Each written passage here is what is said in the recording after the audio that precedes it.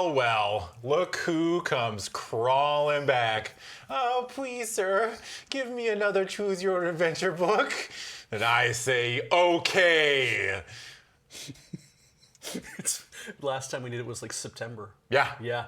They've been begging, chomping at the bit. Yeah. Hello, everybody. Welcome to Dice Friends. My name is Adam. This is Beej. Hello. We have Paul on tech. Hello. And the reason that all three of us are joined here, other than the monetary reasons, is through your support over on our Patreon at patreon.com/loadingreadyrun. Very cool, very good. If you want to chuck us a couple bucks a month, that goes a long way. If you like this, or if you hate this and want to get rid of it, you could probably donate something and be like, don't do this anymore. Yeah. You can leave a message like that. You can leave a message. I'm giving you $10 a month to never read another Choose Your Own Adventure book. Please, God, stop. I would respect the hell out of that, actually. Even if we only got one person, I'd be like, you know? Hey, ain't their shit. Sure. Yeah. And then we can be like, well, 2 people said we should keep reading. Exactly. So you're going to have to up your amount. Yeah, then we start a bidding war. That's what I love dono-walling people. That's my favorite thing to do. Speaking of dono-walling, store.loadingreadyrun.com. You can also go buy some stuff with lure-related images on it. Yeah. There's all kinds of stuff. There's deck sleeves, there's play mats if you're into card games. There's a scarf now. Yeah. A new Loading Ready Run scarf and also a panelist mug. Yeah. Scarf goes well with the toque. Yeah, there's a toque. If you call it a beanie, we will find you. Sorry. Yeah. I was going to put it up on the site at like $20 more for the beanie. That's really funny. Yeah. Yeah. Enjoy your beanie. And they're like, they just throw money at it. Give me the beanie. I don't want your toque. It's different. Yeah. So that's all the housekeeping, I think. No. No. What's the other one? We don't do the other one, do we? No. I mean, we can shout out Dragon Shield. Actually, Dragon Shield. Things up, yeah. There you go. Dragon Shield. If you use the code LRRMTG5, you will get 5% off. There's all kinds of stuff with Dragon Shield that I'm currently not using, but there's a DM screen, which is cool. Yeah. See? And, I've forgotten how to open this. There's a character sheet box that you can use, which we use for such things like Vampire the Masquerade. That's where it is. And very secure in the sense that you can't open it. Wait, okay. Yeah. They're solid, too. I couldn't find the pull tab because I was looking at the wrong side. Yeah. I actually really like these. If I played a lot of tabletop stuff, I'd probably have one of these. Very, very sturdy. Yeah. And they smell nice. Yep. Yeah. They sure do. All right. So, the last time we left off, does anybody remember what was going on? We got, I do because I have the whole breakdown of everything we've ever done. That was me throwing to my co-host. Yep. Legitimately, what is the last note that you have, Beej? The last note I have, Yeah. is retrieve the summer sword. Oh, look, a portal. Place your human hand here. It fits perfectly, which is completely normal because all Kai have the same size of hands. Oh, look, the Book of the Magna Kai. Throb, throb, throb. What notes are you writing? I have now just realized that we've never actually checked what notes you're We've writing. never asked one time what Beej wrote. That is... Yeah. Generally, when we get to the end of the stream, Yeah. I am just completely on fire, and I'm just like, whatever. Continue. Anything else? No, that was it. That was the last thing. Oh, look, the book. Why throb, throb, throb? I think it's because Power emanating I from think it? when we picked it up, it was like, I could feel the whatevers, Yeah. No, I seem to remember there was a rotating throne filled with a Dark Lord. Yeah. But we have our sword. Yeah. And then he expected us to go for the sword. Yeah. And then we didn't. Yeah. And we used Mind Shield. And then I wrote the words Dorgon. Okay. But we can use the dagger, because I guess we got a dagger from have a somewhere. dagger, yeah. And then Counterspell, combat against Dark Lord of Helgadad, turn 2, and then that's when we got our sword back, and then we did everything we had to do. Sick. Yeah. Yeah. So if you don't remember, we did relocate after 6 books or 5 books. We Yep. finally found the Book of the Magna Kai. Yep. So now we are the head of our order. Yep. Well, An order of one. an order of one. Yeah, to be fair, yeah, we were kind of the head of the order the whole time. anyway. Yeah. Yeah, leading up to that, we were the only one and the leader. In the same way that like Luke Skywalker is a Jedi Master because there was no one else around. You know, I never thought about that. That's true. How come Luke just, he's a Jedi Master? Yeah. I gotta find a thing where no one else does it so I can be The master of the that. master of that. Absolutely, yeah. Get yourself a t-shirt. Yeah. Okay. So yeah, we are going to do book number 6, which is the next block in the storyline of the Magna Chi. Yep. It is called The Kingdoms of Terror. I will give you the quick blurb on the back to get you into it, and yes. then we'll talk about some rules-related things, and then we'll be ready to go. Through your study of the Book of the Magna Chi, you have learned of the existence of the Lore Stone of Veretta, a wondrous gem that holds the power and the wisdom that enabled Sun Eagle, the first Chi Lord, to found your order. This relic has been lost to the ages, but to fulfill your oath and rebuild your order, you must follow in your founder's footsteps, reclaim the Lore Stone, and keep it out of the hands of the Dark Lords, no matter where this dangerous quest might take you. The future of the Chi Order and all of Magnamund depends on it. Okay. Yep. It seems like we're always looking for some sort of MacGuffin Yes. that establishes the order. We are forever chasing MacGuffins. Yeah. You know? Well, it's the. Yeah, I see this as like, it's the Dragon Ball, and then we got the Dragon Ball Z. Like Ball Z. we have the Kai series, and then we have the Magna Chi series. Yeah. As someone who's never watched Dragon Ball Z ever, well, that's not true. I watched a couple episodes of the abridged. That makes more sense, yeah. And I didn't stick with it. I got to the point where Goku died. He dies early. Yeah. Kakarot. Yeah. He dies real early. And then he went up to some cloud place, but I stopped watching after that. Oh, yeah. Yeah. He goes on a long run for a while with a Yeah. halo on his head. didn't he? It's and as the show goes on, I believe the point where Goku died doesn't narrow it down that much. Yeah, it doesn't. Well, near the beginning. Because you know what? I fell for it was very funny. I wasn't watching it with anybody, so I was like, episode 1 happened, and then Raditz showed up, and I was like, yo, fuck, this guy rules. Nope. Tough. Doesn't rule for long, brother. Spoiler alert, he gets smoked in the first episode. Yep. Like, what are we doing? See, if he'd hung in there longer, everybody would have gone blonde at some point, I think. Yeah. Yeah. Well, aren't they all named after vegetables? Yes. Yeah, that's the idea. Yeah, except for Son Goku, who is named after a magical monkey man. Oh, yeah. Yeah. That makes sense. Because everything is secretly Journey to the West. Exactly. All right, so I looked over the starting, the pre-rules, I guess. There's some things that we get to keep. I recognize a lot of these, and then I found the old character sheet, transferred it over to a new one. Nice. We keep all of the stuff in our backpack, it looks like. Whatever we had on us, gold, food, anything is just there. There's only certain special items that you get to keep. And the few of them, other than things that are just like a helmet. It's like, what helmet? You know, Oh, it right. literally Yeah, just yeah, says yeah. helmet. Helmet, And yeah. I'm We had a helmet. we do. We have the silver helmet, which is Whoa. specific. Which we did have, and we get to Okay. keep. So the things we get to keep, which I'm pretty sure we have, is the Crystal Star Pendant, Okay. which we had. Yep. Right. The Summer Sword. And the Crystal Star Pendant is the one that's associated with the wizards or something, right? Yeah. Also, that wizard that we left alone, and then greeted us like we were his oldest friend. That's when we right. saw him again. Right, That's right. right. Yeah. Summer Sword, which we have. The Fire Sphere. Yeah. Which we have. That thing ruled. Yeah. The Dagger of Vashna. Okay. Yeah, we got the end of the last book. The Silver Helmet and the Jeweled Mace.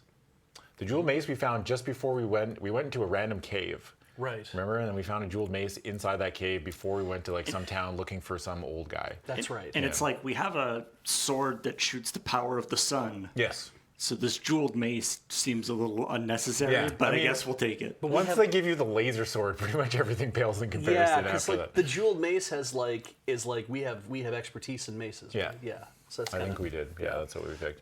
Also, there's a couple things like a herb pad. And I'm like, what the fuck is that? No, I don't remember finding an herb pad. I remember all the weed. Yeah, we did look at my backpack. We do still have some Oda weed on us. Nice. And then a canteen of water. But I'm assuming that's just why is that a special item? I guess so you can always drink out of something. Yeah, I guess. okay. I don't know if you're ever thirsty. So that's what we get to keep. going forward. We have all of the same 10 Kai disciplines that we had last time. Now, every book we pick a new, like, upgraded kind of version or like a new power.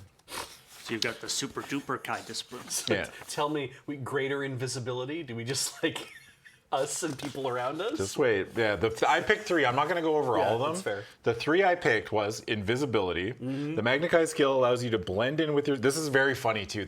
I love the ending of this description. Okay.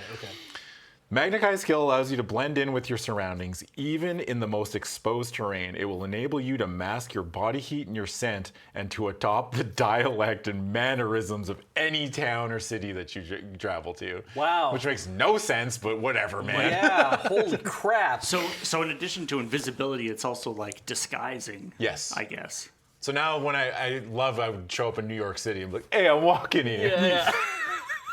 Oh, you must have I invisibility. want to chop cheese. Because so like before you just had like stealth, but now you actually have like full on invisibility. And then I picked that because we get to pick 3 because when you start the new series, you start at like the 3rd level of whatever the order is now. Okay. The other one I picked was Hunt Mastery. This skill ensures that you will never starve in the wild, and you will always be able to hunt for food, even in areas of wasteland and desert, which was the exception before. That's right, yeah. You will not be able to forage for food in urban environments unless the text says otherwise. It also enables you to move with great speed and dexterity and will allow you to ignore any extra loss of combat skill points due to a surprise attack or ambush. And the 3rd one I took was Pathmanship. In addition to the basic skill of being able to recognize the correct path in unknown territory, the Magna Kai skill of Pathmanship will enable you to read foreign languages, decipher symbols and footprints and tracks, even if they have been disturbed, and detect the presence of most traps. Wow, you sound pretty OP now. Yeah. I would not put pathmanship as the thing that lets you read foreign languages. Yeah, But well. cool. It also grants you the gift of always knowing intuitively the position of north. Oh my god. Excellent. That's what sold me on it. I was like, yeah. I always know where north is? That's tight. Yeah. I'm buried in an avalanche. I'm like, well, at least I know where north is. Unfortunately, you have no idea where the other directions are. Yeah.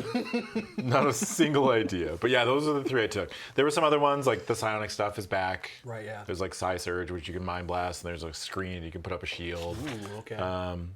There is a funny one called Nexus, which enables you to withstand the extremes of heat and cold without losing endurance. That's pretty much it. All right. And there's also a divination, which I'm does assuming what it says on the tin. Right. I'm assuming over the course of the books, we'll pick up more of these. Yeah. we'll pick up all of them. Yeah, we'll end up with all of them by the end. Because it's like every time we finish a book, we level up in like the... I think there's actually like there's 5 books. I think there's actually like 6 books in the Magna Kai series. Is there? Yeah. Huh. Wow. It's even more. So, actually, there's a story so far thing that I can read. Okay. Get everyone caught up. I think that's pretty much it, though, for housekeeping.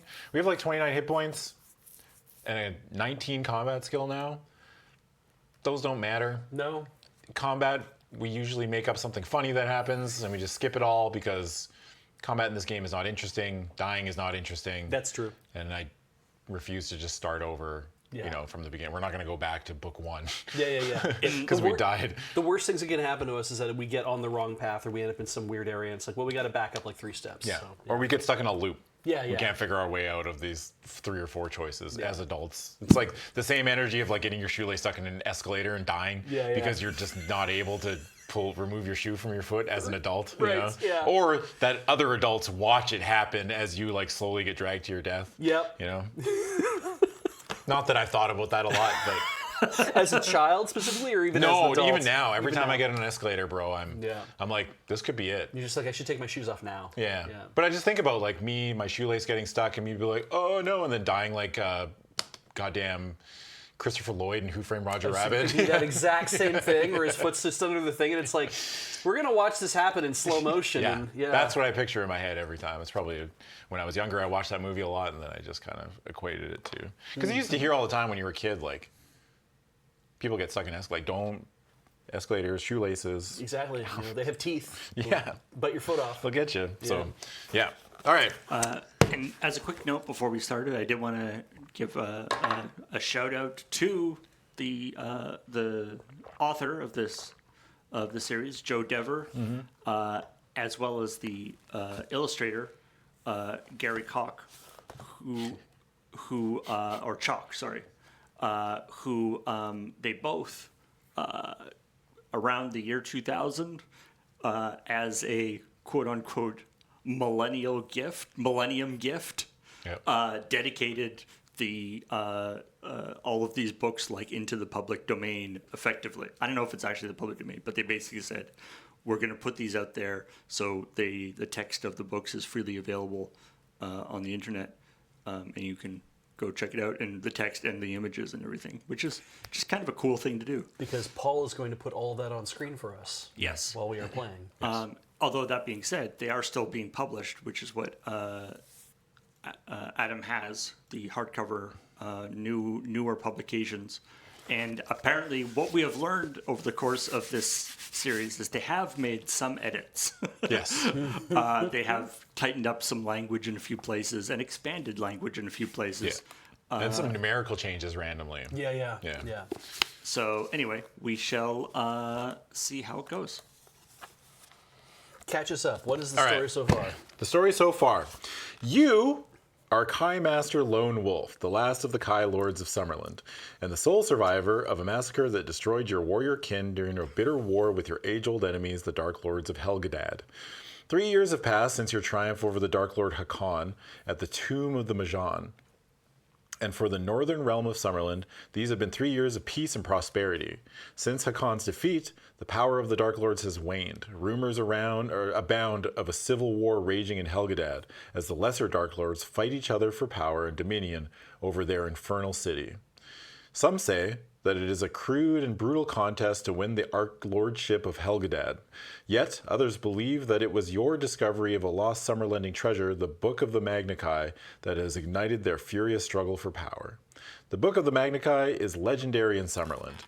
Using the wisdom and guidance of the divine tome, Sun Eagle, the first Kai Grand Master, was able to instill the disciplines of the Kai into a select cadre of gifted Summerlending warriors. They, in turn, imparted their skills and wisdom into other Summerlending who shared their innate and special talents. And so, it was that, with the passage of centuries, the Kai flourished and grew into an elite warrior order which kept Summerland secure from devastation by the fell host of Helgadad. The Book of the Magna Kai had been lost long ago, yet its wisdom was kept alive and handed down through generations of Kai so that they too could hone their skills and use them to thwart the Dark Lord's evil ambitions. It was you who discovered the Book of the Magna Kai, and it was you who destroyed Dark Lord Hakan in the battle to retrieve it from the Tomb of the Majan. Since that fateful day, you have been given a solemn pledge to restore the Order of the Kai to its former glory and, by so doing, ensure the security of your homeland in the years to come. You returned home from the desert of Vasagonia, wherein lay the secret tomb, and, in the seclusion of your monastery, you set about a study of the Magna Kai disciplines. It was an exacting task, a trial both of physical strength and mental fortitude. The seasons came and went, but you were unaware of the passage of time. So consumed were you by your quest for the knowledge and the skills of your warrior ancestors. 3 years of determined study passed in which you mastered 3 of the advanced Magna Kai. They haven't told me a single thing. No. This is all, what is this? Yeah. So you did all this great stuff. You have also learned that the remaining 7 disciplines could not be acquired by study alone. In order that you may fulfill your pledge to restore the Kai to glory, you must complete a quest first made by Sun Eagle over 1,000 years ago. When finally he completed his quest, he recorded all of his experiences in the Book of Magna Kai.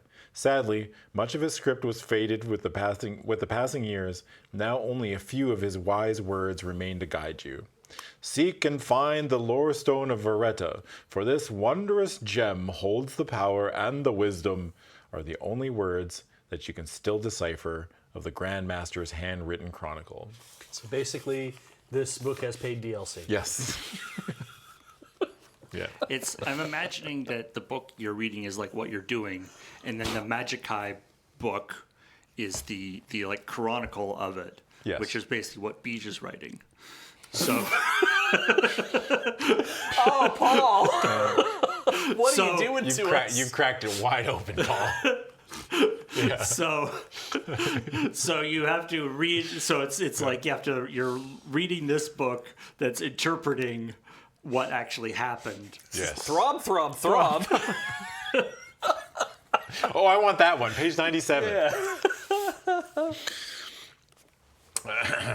Although his verse is brief and incomplete, it gives you hope. You recognize the name Veretta. It is one of the oldest cities of Magnamund. It lies in the Stornlands beyond the Macken Gorge, far to the southwest of Summerland.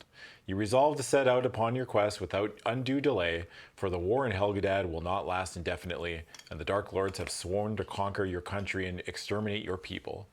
As soon as they have resolved their civil strife, the victorious new Archlord will turn upon Summerland and dispatch his fellow agents to thwart your quest.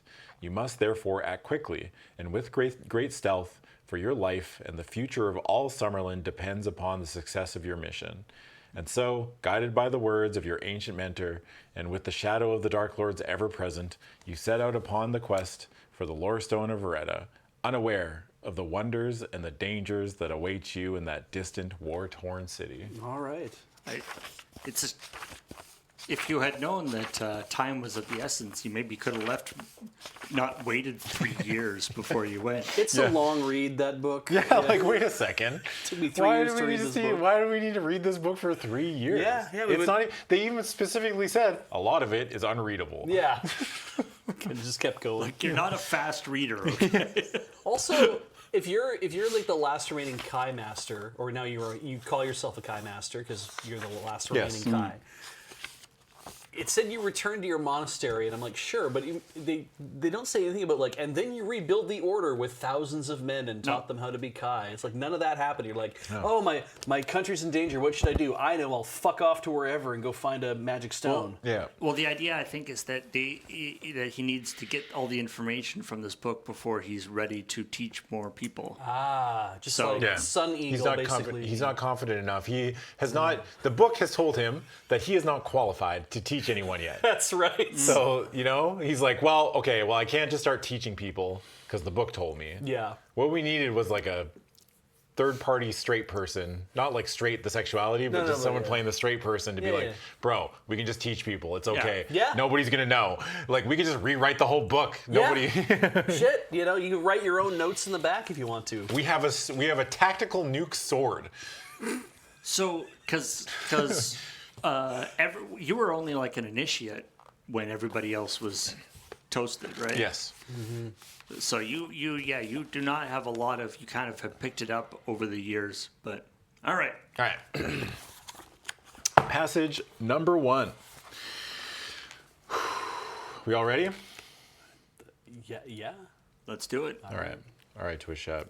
The courtyard of the Kai Monastery is strangely silent on the morning that you begin your quest. A blanket of frost sparkles on the battlements, and the air is crisp and clear as you guide your horse along the monastery trail into the Freiland forest. It is only a little later that you look back to see the tall gray towers of your stronghold silhouetted against the sky. You bid a silent farewell before entering the densely packed trees. You do not look back again. The long ride south is not without incident. On Raiders Road... You should rename that. Yeah, we should. It's a little too encouraging. Please tell me he gets mugged. On Raiders Road, the highway between the capital and the province of Ruanon, you are confronted by a ragged outlaw band. You turn invisible and Who could have guessed? and say things in a foreign language. They demand your gold, but all they receive from you is a harsh lesson in the powers of a Kai master. You fight them, and they flee in confusion, leaving 3 of their number dead on the highway. Wow, you just like cutscene kill them. Jeez. After this encounter, you are given a wide berth by all of the other unsavory characters of this bleak and desolate region. Oh, they have they've got Snapchat or fucking They've got a group chat. got WhatsApp or whatever. They're like, shit, don't attack the dude who looks like an old man with a weird beard. It's like a weird fuzzy picture like 300 feet away of it. This guy, don't attack this guy. I don't want to get closer. In Ruinon, you were greeted with a hero's welcome by the Lord of the Land, Baron Vanneland. He and his people will never forget the debt of gratitude that they owe to you, for it was your courage that once saved them from destruction at the hands of a renegade Vasigonian warlord. You are made so welcome by the Ruinese that your quest is in danger of being neglected in the endless round of banquets and celebrations held in your honor. However, you are ever mindful of your duty, and the time soon comes for you to leave the mining town and venture south once more. Long ago, the highway from Ruinon to Quarlin was torn in two by a terrible earthquake that scarred the land for hundreds of miles. The deep crevasse, known as the Chasm of Doom, which we went to, That's right. for its cataclysmic opening, cursed the surrounding countries in the long term, later extended eastwards and destroyed the summer-lending city of Mockin, becoming known as the Mockin Gorge ever since. The Chasm of Doom's fathomless depths are cursed with a dreadful legacy. It was here, during the Age of the Black Moon, even before the destruction of Mockin, that King Ulnar killed the mightiest of the Dark Lords, Lord Vashna, whose body, along with corpses of all his followers, was cast down into its bottomless reach. Legend says that his death cry will echo throughout the gorge until he rises once again to wreak his vengeance upon Summerland and the House of Ulnar. You are anxious to go by the impassable Chasm of Doom during the forced long detour to the free city-state of Cassiorn? Yeah. Okay. Now the only land road to reach the Stormlands from your country. The Cassiorn Highway is, however, a far more welcoming prospect than a visit to the haunted ghost city of Mockin, even if this place was visited by Sun Eagle during the first step of his Magna Chi quest.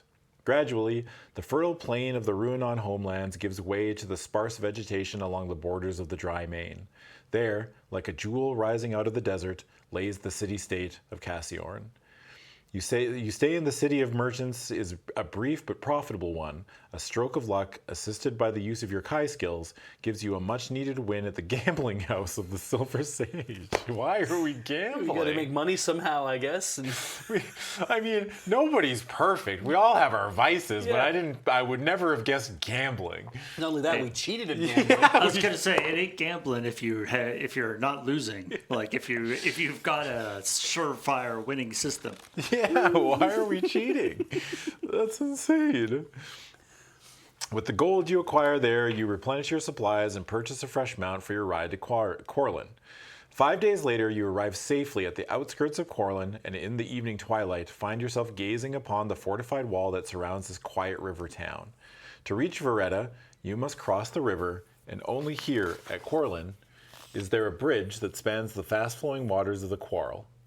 The highway divides as it approaches the town wall, for there are 2 gates that provide access to its east side. If you have the Magna Chi discipline of Pathsmanship, turn to 308.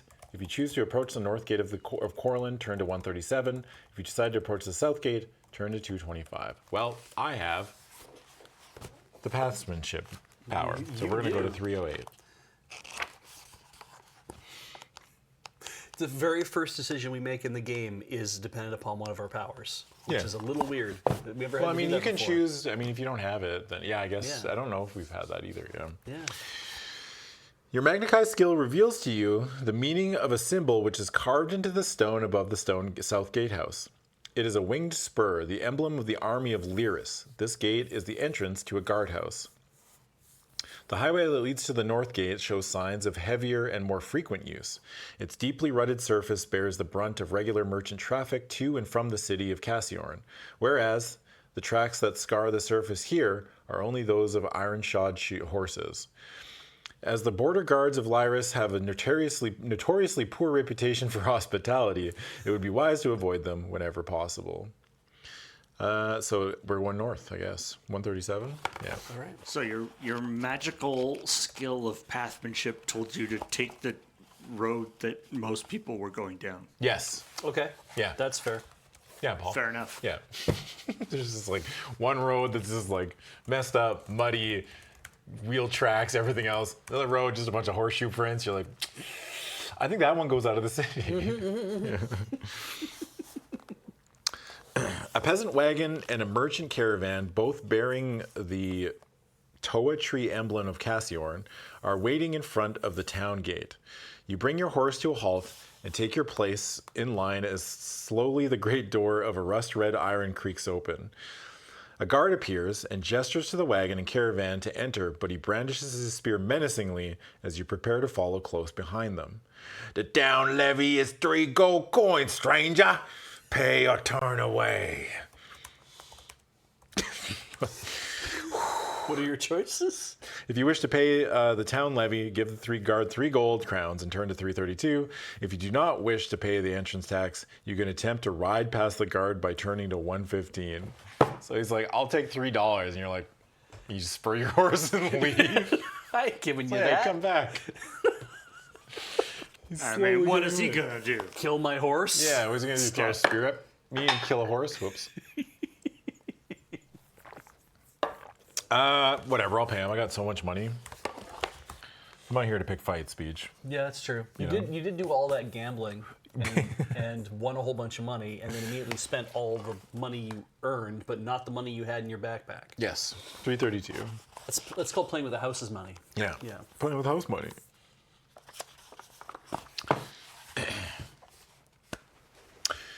You enter a wide street where black iron lanterns swing above the doors of shops and houses. Their oily black smoke stains the walls and adds a pall of gloom to the darkening sky. The street descends towards the River Quarrel, where flashboats lie moored at the rich merchant wharfs. Corlin stands at the most northerly point on the river that can be navigated by boat and barge, and it is here that the river connects with the caravan routes to Cassiorn and the Last Lands. The vital trade connection ensures the financial future of the town. At the approach to a wide stone bridge, you see an impressive-looking hostelry with extensive stables and outhouses. A painted shield hangs above the courtyard gate, proudly displaying its name, the Barrel Bridge Tavern. The moment you enter the courtyard, a stable boy appears from nowhere and bids you welcome. He takes charge of your horse and shows you the door to the tavern hall. It is crowded, despite the early hour, and a roaring fire blazes in its great stone hearth. It's hearth, right? Hearth, yeah. The smell of roasting beef makes your mouth water, reminding you that you have not eaten today. The price list indicates you have to pay 2 gold coins to eat and 3 gold coins for a room. Jesus. Man, that guard robbed us blind. Yeah. A night at the hotel. We paid him for a night at the hotel. Yeah. If you figure that like a night at the hotel is like $150 or $200 normally, it's like, wow, it costs a lot to get into the city. Yeah. If you do not have enough gold coins to afford both, turn to immediately to 91. Otherwise, if you possess the Magna Chi discipline of passmanship or divination, turn to 346. If you choose to take a seat and order some food, turn to 172. If you decide to approach the bar and inquire about a room for the night, turn to 232. Well, we have the Magna Chi discipline of passmanship again, so 346 it is.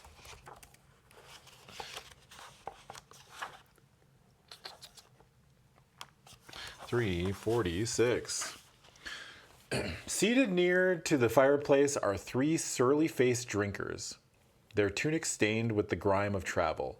Each wears a red badge upon their chest, embroidered with the crossed swords of Veretta.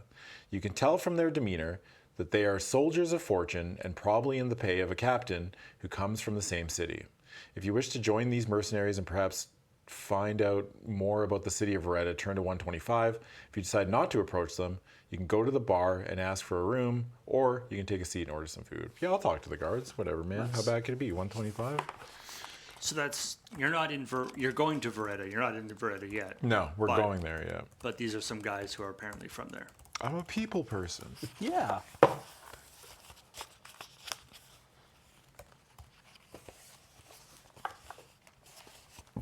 The soldiers are swilling ale and reminiscing about their campaign victories with wild exaggeration.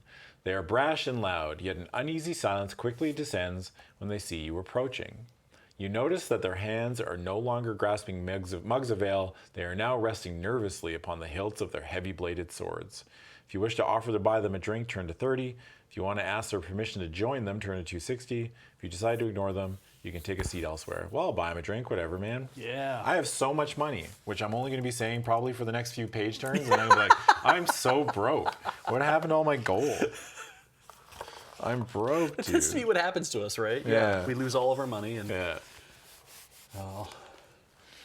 The three men exchange wary glances before offering you a seat. A pockmarked warrior snaps his fingers and shouts across the crowded hall, "Wench, 4 flagons of ale!"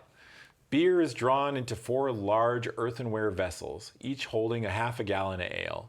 Staggering beneath their combined weight, the serving girl finally arrives and places the flagons at the table. 8 gold crowns, please, she says to you breathlessly, with perspiration standing out on her freckled brow. If you wish to pay for the ale, turn to 230. If you cannot or do not want to pay for the ale, turn to 150. Dude, the absolute psychotic move of walking up to a table of men with weapons, being like, "Hey, can I buy you a round?" Yeah. And they're like, "Hell yeah!" And they order and be like, "I can't afford this." I almost want to do it for the vine. Jeez, that's funny. No, we'll pay. Whatever. All right. Also, I'm literally going to spend all my gold. she's carrying 2 gallons worth of beer on like a serving tray. Yeah. That is impressive. That's like, well, it's like, That's like jug of milk. Gallon is 4 liters. That's like yeah, 8 it's like liters. 2 jugs of milk. yeah. 2 of the big jugs of milk. Yeah. Yeah. I understand. That's And- that's like pretty impressive on like a serving tray. And also, they're earthenware too, so those will be heavier as well. And yeah. Yeah. All right, 230. 230. Surely, if I'm nice to people, they will be nice and kind, right? Yeah. Yeah, that's generally how Absolutely. it works. They won't. "A toast to our new friend," cries the soldier with the pockmarked face. "Honor in battle," shouts the red-haired man to his left. "And a full purse for the victor," retorts the other. They laugh heartily and raise the flagons to their lips. Their smiling faces are completely hidden by the jugs as they gulp down their fill. A full minute of silence passes before the 3 jugs are slammed on the table, emptied completely of ale.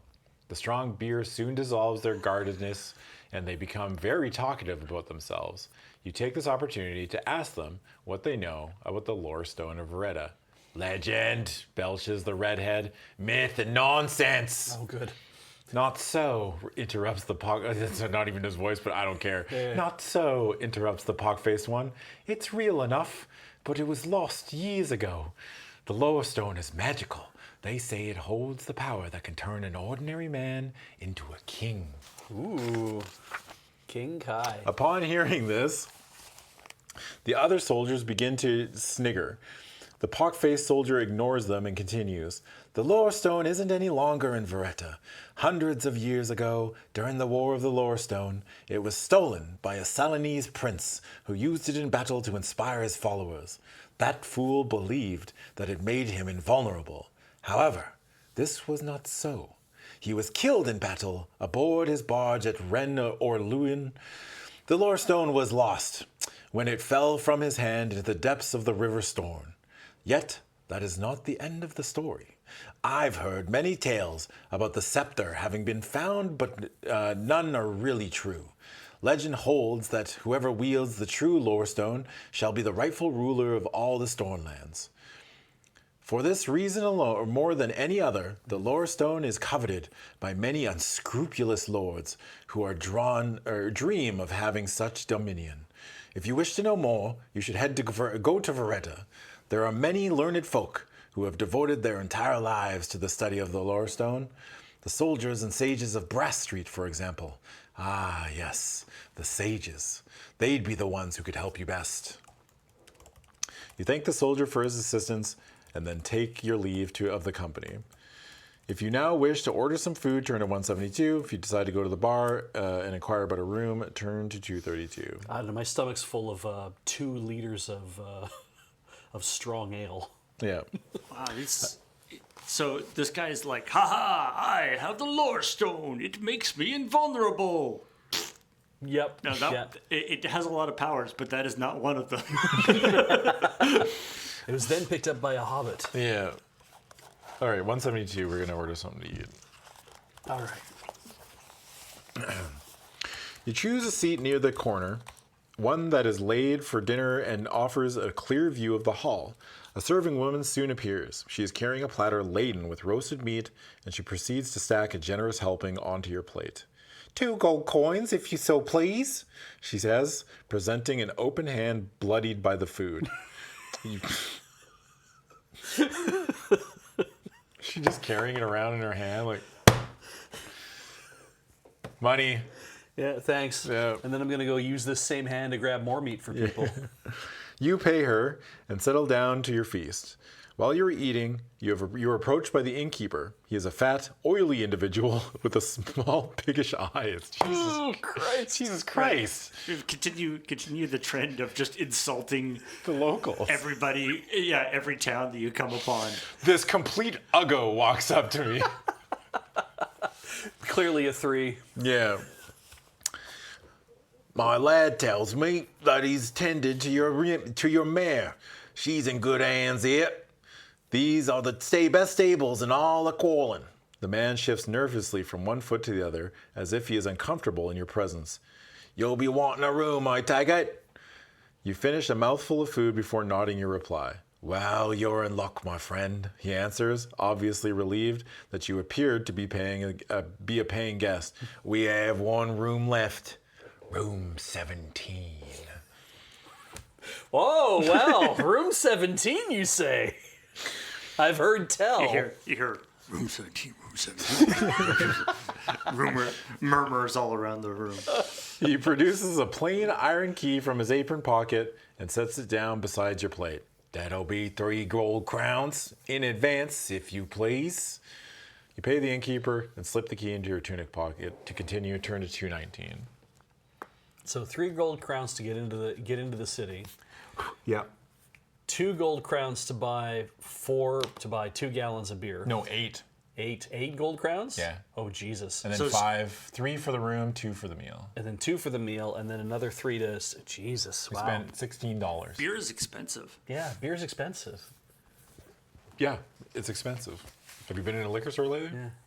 Yeah. No. Neither have I, so I just assume everything went up in price. Yeah, I probably did. All I can, my mindset is like, if a meal at McDonald's is $20, I don't want to see what the rest of the world looks like. Yeah. You know what I mean? Mm-hmm. Yeah.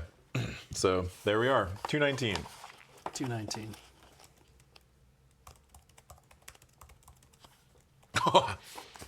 Scroll down, Paul. Is it a shithole? Nope.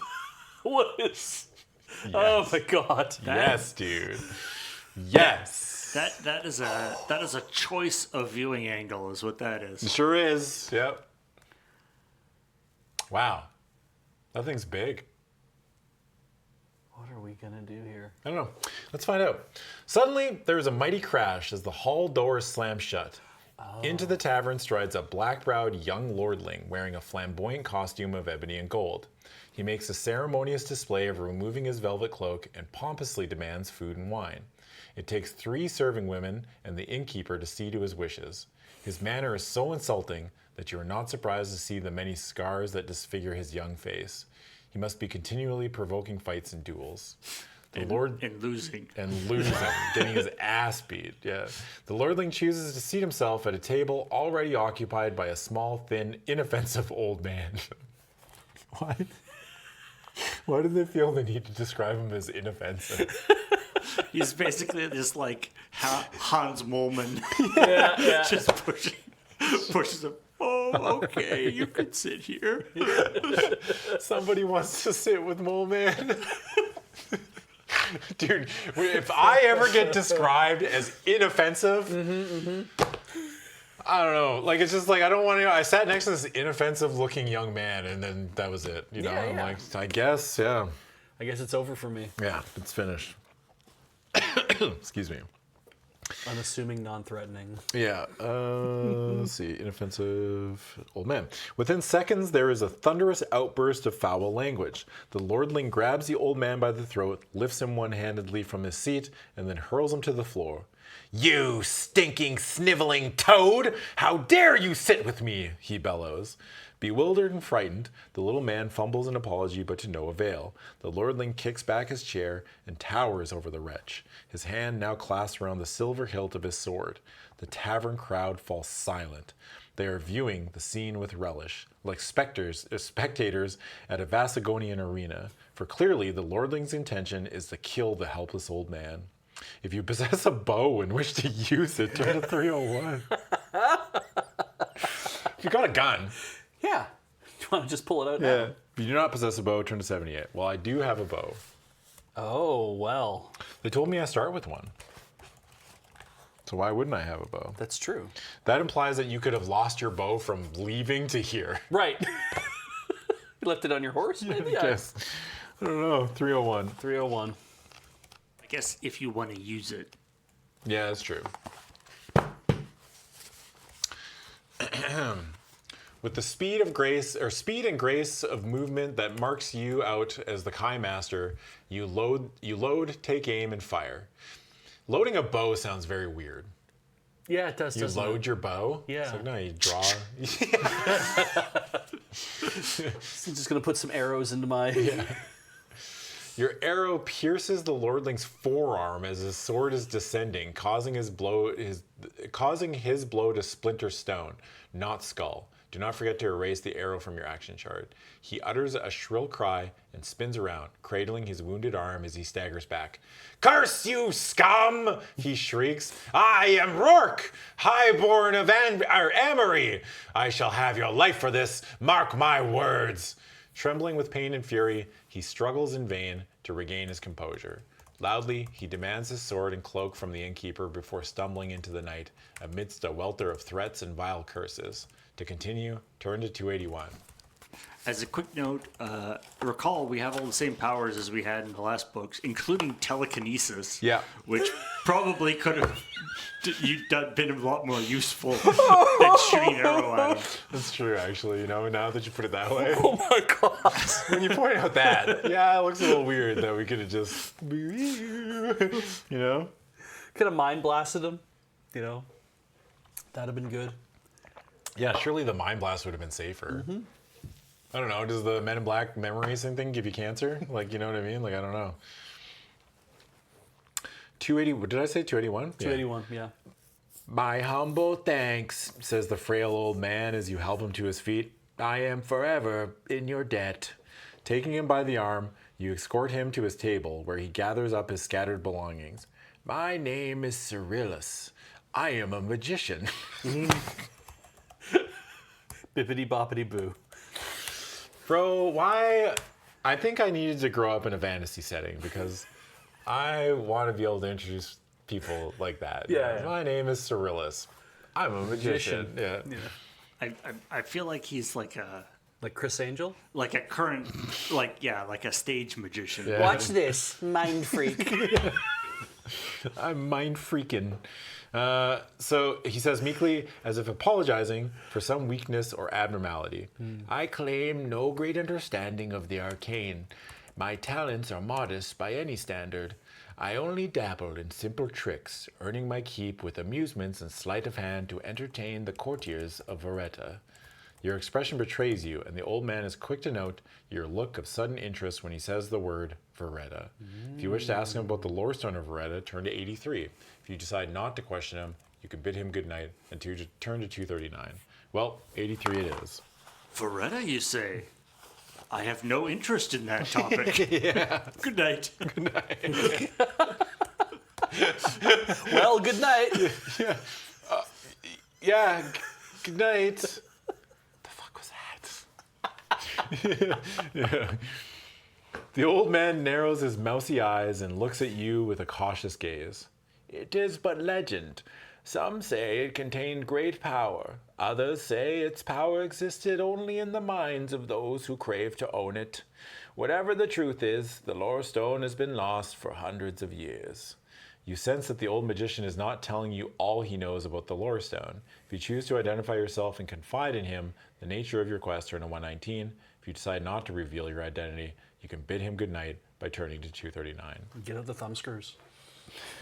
Jesus, Beej. You're not telling me everything. Yeah. Yeah, I'll tell him. Whatever, man. What are they going to do? Kill me? That's a good point. I'm a Kai Master. Yeah. I could turn your brain into gravy. Cyrillus' eyes open with such surprise that you can see the startled whites around his mousy brown pupils. "Lone wolf," he whispers incredulously. I should have known. Humble apologies. I thought that perhaps you sought the Lowerstone for less than honorable reasons. An excited Cyrillus talks at great length about the legend of the Lowerstone. You learn that it remained in Veretta after Sun Eagle's quest, where it was set into the throne of Lyris in the Tower of the King. Hundreds of years ago, during the War of the Lowerstone, it was stolen by a Salinese prince called Cascor. He set the stone upon a gold scepter and used it in battle to inspire his fanatical followers and crush his foes. He believed it made him invulnerable, but this was not so. He was killed on his royal barge during a battle at Rem, and the Lowerstone was lost when the gold scepter fell from his hand into the depths of the river Storn. There have been many stories of the scepter having been found, but none of these fanciful tales were true. It was said that whoever wielded the Lowerstone was the rightful ruler of all the Stornlands. For this reason, it was often been sought out by evil or unscrupulous warlords, and many have pursued the quest. None have been successful. Cyrillus does not know where the Lowerstone is, but he does know a respected man in Veretta who claims to know its exact whereabouts. Let me ride with you to Veretta, and in return for the privilege, I shall take you to this man. Your basic Kai instincts inform you that this offer is genuine. Gladly, you nod your agreement and arrange to meet him in the tavern courtyard at dawn. To continue, turn to 5. Dude steals your horse. This guy is knowledgeable. He knows almost as much as that random drunk guy that you talked to. Yeah, actually. Is it Stom? It's Stom. My bad. Stom? Yeah, is it Stom? No, it's Storn. Storn. It is Storn? Okay. Yeah. This text is like, sometimes their R's blend in. Oh, yeah. It's really tightly kerned in the book. Yeah, it's tight. I keep thinking it's In yours, it's spaced. the Stormlands, but Yeah. no, it's the Stornlands. Storn, okay. We're known for I Storm. was right. I wasn't just saying, you know when you're like saying the word wrong in front of people and no one corrects you and you're just like, Surely everybody knows I'm saying this incorrectly, right? Yeah. maybe they're just being polite. I mean, you're the Kai Master. We didn't want to correct you. You also might turn my brain into gravy, so. No, it is now. Yeah, we'll call it the Stormlands. Somlands. All right. A shrill cock crow heralds the dawn of a new day. By the time you have dressed and gathered together your equipment, Cyrillus is already waiting for you in the courtyard below. But what happened in room 17? What the fuck was the big deal about room 17, Adam? I don't know. Oh, God. Nobody knows, Beej. Yeah. Use your imagination. I guess. Yeah. That's the point of the brilliance of books. Yeah. Sometimes they don't have to tell you everything, you know? Yeah. A glorious morning, he says cheerfully, pointing up at the cloudless sky with his slender oaken staff. We'll have no difficulty reaching the halfway inn by nightfall. You bid farewell to the innkeeper and his son, and urge your horses out onto the narrow street that leads to the west gatehouse. By mid-morning, you are riding across the gentle hills crested with yellow-leaved trees. The hilltops are shrouded with mist, but occasionally rays of sunshine break through to lighten the lush green fields below. Time passes swiftly as Cyrillus recounts the histories and legends of the area.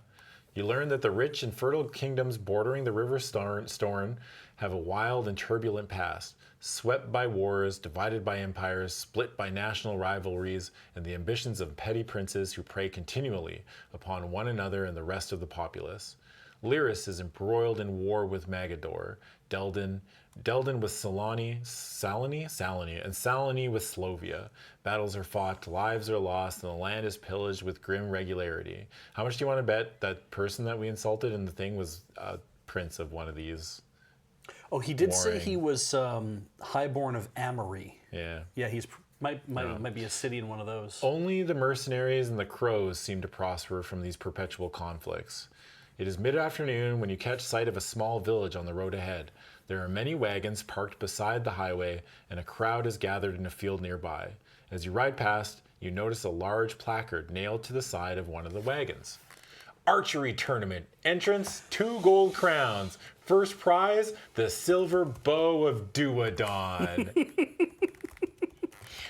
I shall rename it the silver bow of Duotang. Yes. Yep. If you wish to enter the tournament, turn to 141. Yes, I do. I do wish to enter the tournament. 141. Yeah.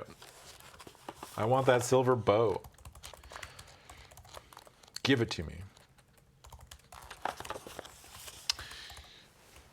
Cyrillus offers to stay and look after the horses while you take part in the contest. He says that archery holds no interest for him, but you suspect this is just an excuse for him to take an afternoon nap. You hand him the reins of your horse and hurry to join a line of men and women waiting to enter the tournament field.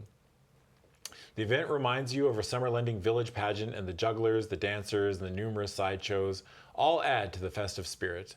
Eventually, you reach the gate where a cheerful old lady is collecting the 2 gold crowns entrance fee. You hand over your crowns, remember to mark these off, and enter a large tent where the other competitors are busily stringing their bows. If you have to have a bow, turn to 340. Yes. Well, I gotta pay.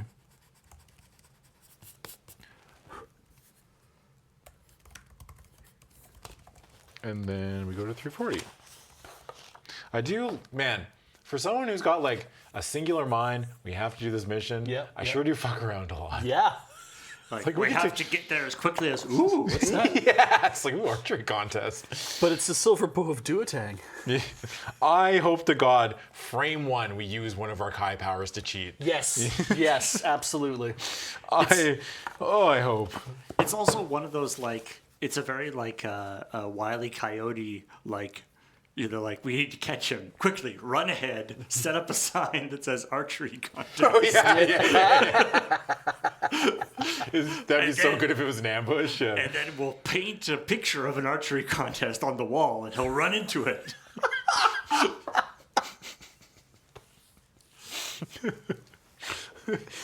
A small, flat-faced man dressed in a silver-braided jerkin enters the tent and calls for everyone's attention. Quickly, he explains the rules that govern the tournament, and then he ushers you into the range. At the far end of the field stand a line of targets, each with 10 colored rings marked 0 to 9. Each archer is given 3 arrows, with which he must get a minimum score of 8 in order to qualify for the next round of the tournament. Pick 3 numbers from the random number table and put them together. If you have the Magna Chi discipline of weapon mastery with bow, add 3 to your total. In this instance, the weapon mastery with bow bonus is added just once to the final total of your 3 picks, and not each individual pick. Well, we gotta play like the game the rules say. Get out the table, I guess. Do you have the bow mastery? No. You don't, okay? So you're just doing this straight. I think the mastery we took... That's the weapon mastery thing. Yeah, we took it in mace. We took it in maces. All right. So yes, we this is a for those of you who haven't seen, this is instead of rolling dice, they have this in the book, and we decided that it's more entertaining to continue to use it, even though we could certainly use dice. We could use dice, but I feel like the thing could be it could be different here. But anyway, let's see. We need 8 or higher. You need we get 3 shots. 3 shots. Yeah, you stand a pretty good chance. Combined 8 or higher. That looks like a 4 to me. That's a 4. Sure. Yep. 4. I don't botch these. I'm too clutch. Absolutely. 1. It's Not 5. a 0. All right, you need a 3 or better. That's a 0. Nope. It's an 8. Beej is a genius. If you think about it, a 0 is just, or an 8 is just 2 zeros stacked on top of each It's other. true. It's true. Yeah. On percentile dice, the 0 is actually a 10. Exactly. Yeah, it was the win. Yeah. 8 or higher, 26. Yeah, we love winning. Winning is fun. The Kai discipline of Beej moving your thing. Yeah. Look at the art. Look at the art. Look at the art. Oh, yeah. Wow. Man. That man had to be good at something. Yeah. The thing described him as a flat-faced guy, and I didn't believe them, but you know what? That is a flat-faced man. That is a flat. It is flat. They had to draw him straight on because if he turned sideways, it would just disappear. Yeah. Your score qualifies you for a place in the final, for only one other archer has scored more than 8 points. His name is Alton. Alton Brown? Yeah. Hates unitaskers. He's going to show me how to use a dishwasher. Hell yeah. He is a tall man with rugged features, a ranger from the mountains to the north, namely the Quarlin Range, which borders the Mocking Gorge. He wields a longbow crafted from orange toa wood, and his skill with the weapon is formidable. It will be a challenging contest. He's got a combat skill of 24 and an endurance of 50, I guess. The tournament final is played out using the normal rules for combat. However, you may not gain bonuses from a shield or iron or from any armor or from any weapon other than your bow. In this instance, weapon mastery, blah, blah, blah. Well, joke's on them. They made it combat, so now we get to cheat even more. Hell yeah. Also, wait, did you say 20? His combat skill is 24? Yeah. In here it says his combat skill is 28. It's funny. Interesting. Wow. Which one's the more recent one? It's this, right? Yeah, yours is the more recent. Yeah. We got the patched version. Beginners, blah, blah, blah. It's just a bunch of rules. You don't need to erase any heroes. Yeah. If you're using the Jacon. What was the Jacon? I don't know. If you are using the Jacon and pick a 0 from the random number table at any time, turn immediately to 335. Does anybody remember? Do we have the Jacon? I don't. Is that a fancy bow? I don't remember. No, I don't. We would have written I don't that think down. so, Yeah, I've never heard of that I before. I think we missed it. Okay. If you are the first to lose all 50 target points, turn to 180. If Alton is the first to lose all of his, well, we'll say Alton. I don't know. Fucking Cyrillus cast Prestidigitation and makes a hot wolf appear in front of Alton, and Alton loves hot wolves, so he got distracted. Yeah. He fired his bow. He did that. Whoa! You know? Pew, and it bounces around. You do one of those like Robin Hood, like fire the bow and gets the center, and then you fire it again, and it splits it in half. Yeah. 252. Alton loves hot wolves. Yep. I love that that's in the... This is a rich world we're creating. That is now canonical. Yes. A loud cheer shatters the hushed silence when your arrow strikes home. You have won! The villagers are thrilled to have witnessed such an exciting tournament. They press forward and crowd around you, offering you their generous praise and congratulations. The little man in the braided jerkin presents you with your prize. It is a magnificent bow made from the wood of a rare silver oak tree. This weapon-like special item will add 3 points to your total whenever you're using a bow. Enter in special items, the silver bow of Duodon, blah, blah, blah. The +3 bonus to your random number choices when using the bow can be added to the +3 bonus if you have weapon mastery. Yeah. After making a short speech in praise of the skill of your competitors, you thank the villagers for their kindness and generosity. Then, proudly, you shoulder your valuable prize and head back to Cyrillus. You are eager to tell him the good news. To continue, pick a number from the random number table. If its number is 3 or less, turn to 33. If it's 4 or more, turn to 210. That's weird. Ah, that's new. Yeah, can't wait to see what happens here. Yeah. Interesting. 6. 210. Well, we get to go to the one that's not in the book. That is a different thing than I have. Uh-oh. I don't know where you can go then. Nowhere? We'll see. Yeah. What happens if you go to 210 in your book? I wonder if it's the same. May I see? Less than a mile. Yeah, from that's the same village. entrance. Weird. Okay. Less than a mile from the village, the road descends into a narrow valley where a castle, part of which has fallen into ruin, is set on a rock shelf beneath a mossy precipice. Castle Tarnor, says Cyrillus, shielding his eyes from the glare of the warm afternoon sun. It's a place of pilgrimage for many people. The water from its famous spa has great healing properties. He leans forward, removes a glass jar from his saddlebag, and offers it to you. 2 in our water could have its uses for a warrior such as you.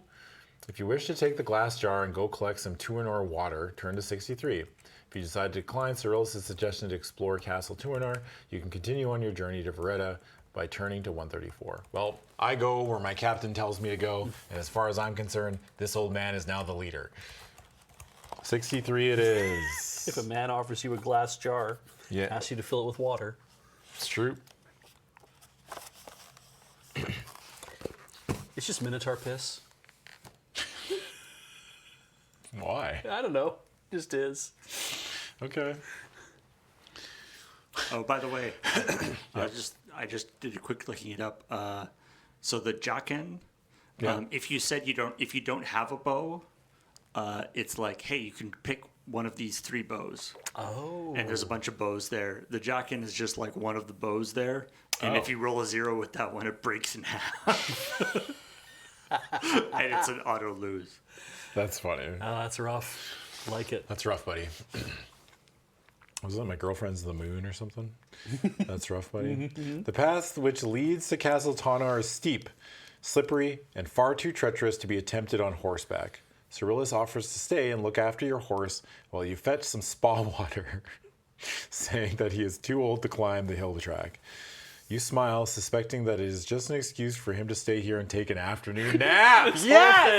Yes! It's gonna be nothing but constant naps. Yes! He has a gimmick! It's a man who likes his nap. Yes, dude! On the whole trip, it's just gonna be every 3 hours. He's like, "Oh, you should go do this thing and get some stuff." It's like, sure, Cyrilus. You know what? I can respect a man who knows when to nap. Yeah. Oh, afternoon nap count is at 2, dude. Oh my god. I will do whatever Cyrilus says as long as my boy gets to nap. The castle is less than a mile from the highway, yet it takes over half an hour to complete the hazardous climb to the rock shelf. The crumbling, how fast do you normally climb in like a mile, like, you know what I mean? Half an hour to do the mile climb? But like, if it wasn't treacherous, like, are you doing it faster than a half an hour? And you're not running? How fast do people run a mile? Like a 4-minute mile is like considered insane, right? Yeah, that's like the best time. Yeah. Yeah, the time you want to break. I guess if you're just sprinting, Yeah. right? So yeah, if it's I don't know. That's weird.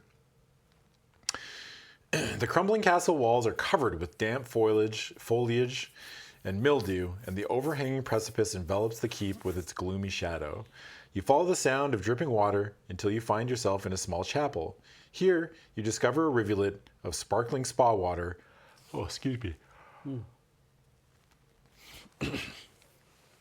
Discover a rivulet of sparkling spa water trickling from a crack in the altar stone. As you kneel at the altar, filling your glass jar, you hear a noise. You are not alone. If you have the Magnified discipline of Hunt Mastery, turn to 162, which I do. I'm telling you, man, I might be the best book 1 power picker in the business. You have been kind of nailing it. Yeah, Yeah. It's true. You know? Generational talent I've heard thrown around. Yeah. You know? Yeah. There hasn't been a check yet that you've not had the thing for. And it will stay that way the whole time. Instinctively, you dive and roll, drawing your weapon as you rise again to your feet. Your lightning-fast reactions have saved you from the clutches of a shambling, blunt-nosed monster that preys on unwary pilgrims to this spa. Why do they gotta say spa? No picture though, eh? Yeah. However, the beast is undeterred. With a hideous, snickering caw and its feral eyes glowing with hatred, it comes shuffling hungry towards you.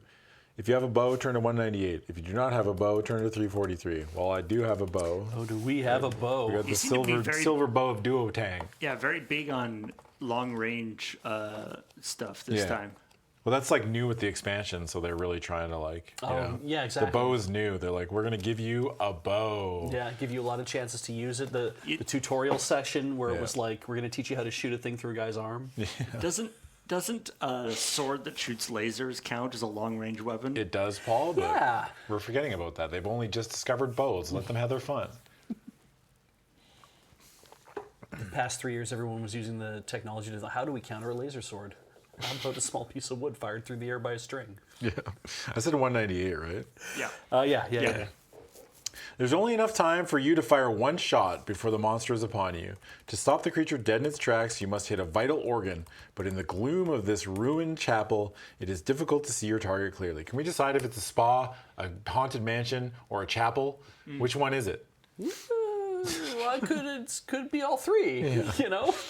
If you choose to take aim at one of the creature's eyes, turn to 268. If you wish to take aim at the heart, turn to 243. If you decide to aim at its legs, turn to 95. Legs is the most psychopath answer, so I want to take that one. Yeah, okay. It's like I want to fucking like hit like Noted vital organ, the legs. yeah. It's like I want it to never be able to walk again, but still live. Right. You know? Right. Whereas like if I shoot in the eye, I know it's gonna die. If I shoot in the heart where I think its heart is, but its heart's probably not where your heart thinks it is. This monster keeps its heart in its legs. Yeah. What if, much like dinosaurs, everyone knows dinosaurs' brains were in their thighs. Yeah, it keeps his knees in his teeth. 95 it is. 95. Noted organ, the legs. Yeah. Yeah. You get one shot, one opportunity. Did you get leg insurance? No, I didn't get fucking leg insurance. Jesus, Cerise. Yeah. What did I tell you? You should have got leg insurance. Not every monster keeps their genitals in between their legs. The ghastly sound of the creature's hungry cry chills your blood. It is barely a few feet away from you, when you let the arrow fly. Pick a number from the random number table. If you have the Magnified Discipline of Weapon Mastery with bow, add 3 to the number you have picked. If your total is now 3 or lower, turn to 155. You get +3 from the bow, so we technically only fail on a 0. Yeah. Yeah. You did it. Sick. I almost hit that 0. You Jesus, did it. that was really close. Woo! Turn to 12. Did we pick right? I wonder if we picked right. Oh, that'd have been funny. The arrow thuds into its right leg, causing it to shriek out loudly and lose its footing. Your quick thinking has bought you enough time to unsheath a hand weapon and attack the monster. Yawshath. As a combat skill 22 and endurance 32. Because the creature is now lying face down, you do not deduct any endurance points you may lose in the first 2 rounds of combat. You may evade combat at any time by escaping through the arch by which you entered the chapel. If you choose to evade the combat, turn to 305. If you win the combat, turn to 112. It's lying face down. I point my laser sword at the back of its head and shoot it like I'm in Goodfellas. And then that's it. There's no sound, nothing. It doesn't make a cry. It's just quiet and real. And dead. Ooh, what you say? Yeah. And he only meant well. 112. We choose to win the combat. All right. You have a choice here. Yeah. I want to fill that jar, dude. When the doctor tells me to fill the jar. Yeah. You're gonna fill the whole thing. Fill the whole thing. The creature shudders and its arms jerk as it claws at the air. As it dies, its body twitches with a few final convulsions. You stare down at the hideous carcass, but quickly pull away when you notice that its fur is alive with crawling parasites. They know instinctively that their host is dead, and they are now abandoning its body in search of a new one. You hurry over to the altar where you fill your glass jar with toner water. The healing spa water will restore 6 endurance points. You may drink 1 jar full of the water now, and you can refill the jar and put it in your backpack for future use. If you decide to keep it, mark it on your action chart as a backpack item. It may also be carried in your herb pouch if you have one. If you wish to search the rest of the chapel, turn to 24. If you decide to leave the chapel and return to Cyrillus, pick a number on the random number table. If you took part in the archery contest, deduct 2 from this number. If the result is 2 or less, turn to 338. If it's 3 or more, turn to 134. Whoa. What does the archery contest have to do with anything? What? I want to search the rest of the chapel, though, but that other thing is interesting. Yeah. That's cool. I also don't have that one either. Oh. Yeah, it's just search or go. Yeah. I'm going to hold my finger here because I want to see if we don't get to do the other one, but I'm going to search the... 24 is to search the...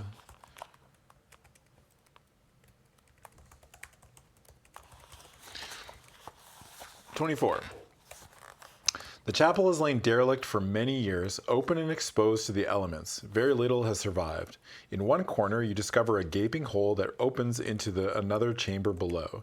Its floor is covered with large, shiny black puddles, and the overpowering stench of mold and decay is carried upward by a howling draft.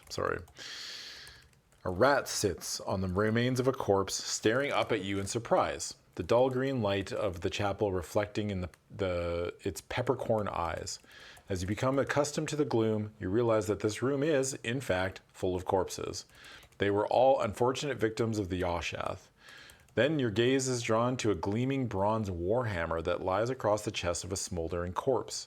Everything around it is encrusted with the detritus of decay, yet this weapon is spotless. It appears to have only recently been forged.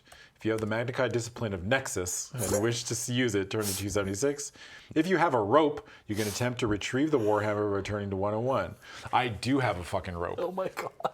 It's written right here. I want you to see right there. I see the word rope. Rope. Yeah. Rope, dog. Nice. I love the idea of, there's all these dead bodies lying everywhere. Oh, and there's a mysterious magical item in the middle that they're all surrounding. I wonder what happened. Yeah. Yeah. I like it. Who cares? It's shiny. And there's just a rat looking up at you, being like, "What? What?" If the rat's not burned, I'm fine. Yeah. Yeah. It's shiny and we have a rope. 101.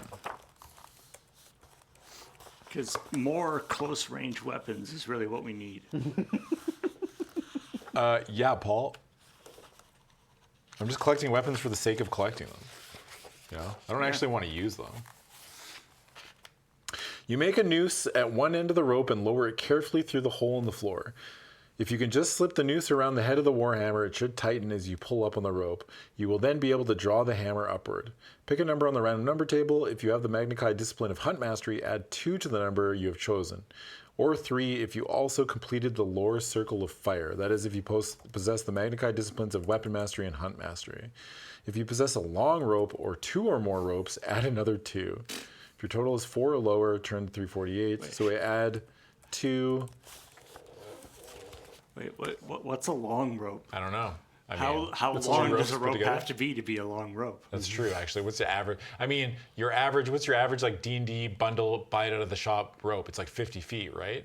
50 feet of rope. 50 feet of rope is what I would assume is standard rope sizes. Yeah, yeah. So then long rope is probably 100. You got like 8 inches. Can you imagine carrying around 100 feet of rope? Yeah. Like how big is that going to be? It's a lot of rope. It's a lot of rope, dude.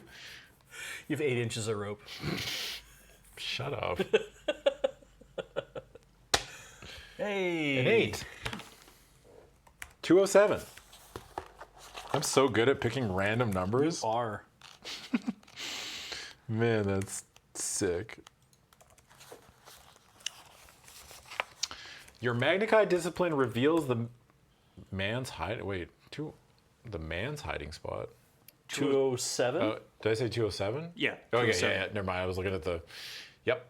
With bated breath, you coax and maneuver the noose around the head of the warhammer. It is a tricky operation, and it takes more than 5 minutes for you to secure the rope and retrieve the weapon. A close examination of your find reveals it to be a very fine weapon indeed. It is wrought of a metal called bronin, which, how would you know this? Which looks identical to newly cast bronze. Kai ability of metallurgy. Yeah, I guess. I mean, they're going to explain to us what it looks like, which looks identical to newly cast bronze, but unlike any regular alloys of copper and tin, this will not tarnish with use or age. If you wish to keep the Bronin Warhammer, mark it on your action chart as a non-magical weapon-like special item. If you use it in combat, it will add 1, blah, blah, blah, yeah. Having satisfied yourself with nothing else of value has been overlooked, you have to leave the chapel and return to Cyrillus. To continue, okay, we still got to do that thing. We got a warhammer. Bronin. I mean, maybe you can like sell some stuff at some point or something. I don't think we've had a chance to sell anything. No. You know? No, we basically just lose stuff. Yeah. They take things away from us. That's the only true. time. Yeah, so that's true. If it's like you lose like 3 items out of you can just be like, okay, fine, this warhammer's gone. I don't care about that. Yeah. Twitch chat. You all have one brain cell? Give it up. Okay. Hand it over right now. Bro. Right here. In this hand. Hand over the brain cell. I want it. Okay. To continue, pick a number on the random number table. If you took part in the archery contest, deduct 2 from the number. If the result is 3 or less, turn to 338. If it's 4 or more, turn to 134. Okay, so... So I just have go to 338. Oh, interesting. Okay. You lost it? Yeah, just immediately. Instant loss. Instant loss, Magna Chi. It's like when you were a kid and I lost things all the time when I was a kid. I lost everything. My parents hated it. Like and I house heard keys and anything. Doesn't matter what it is, dude. I lost. I've gotten, I mean, as I got older, I got better at it, but just like, I had to be like, I am putting my wallet here. Yeah. And then like in my head, I'm like, take a mental like snapshot of like, where did I put my wallet? And then I have like a way to get back to it. But when I was a kid, I just put things in places just with no thought. All right. So this number -2. Yeah, missed. This number -2. Missed again. You don't have to say I missed again. Okay. Just try again, sweetie. Okay. Okay. Okay.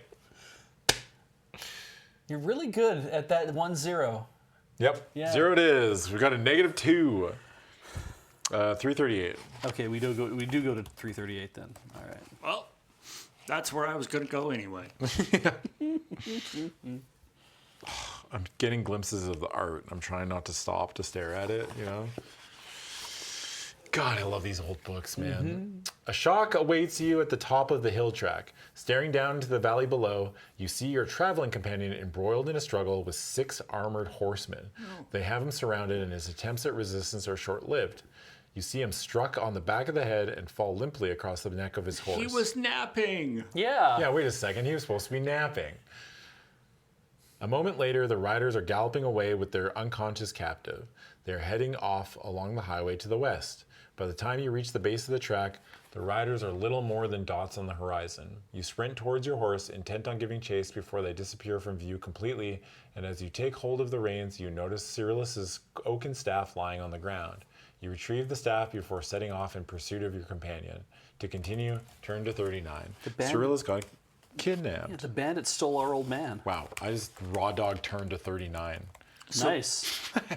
So I guess the idea there is that they have a better chance of catching you if you took the time to do the archery contest. Yeah. Oh, I see. Okay. Oh.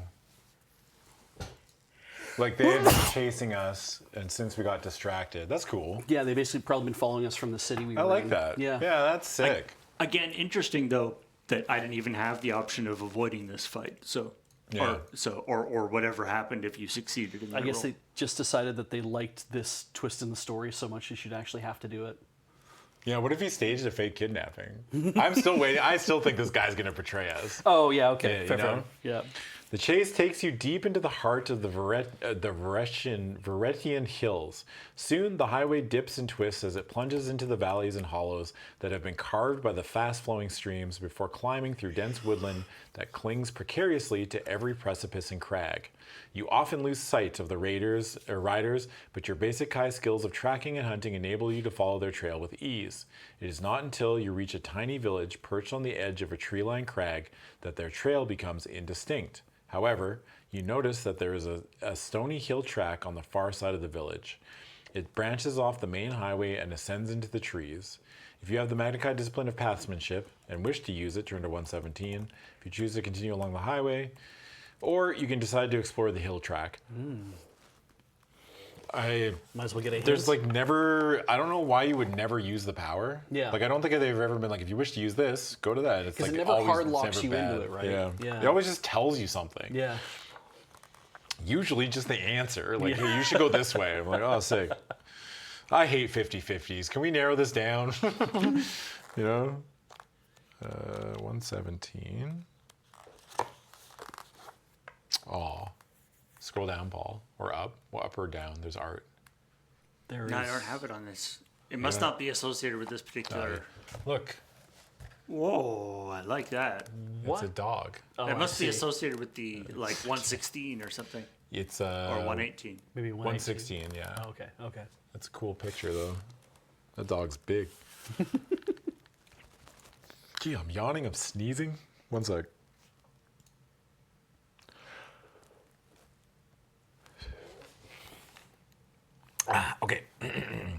Using your Magnikai discipline, you examine both the hill path and the highway for recent tracks.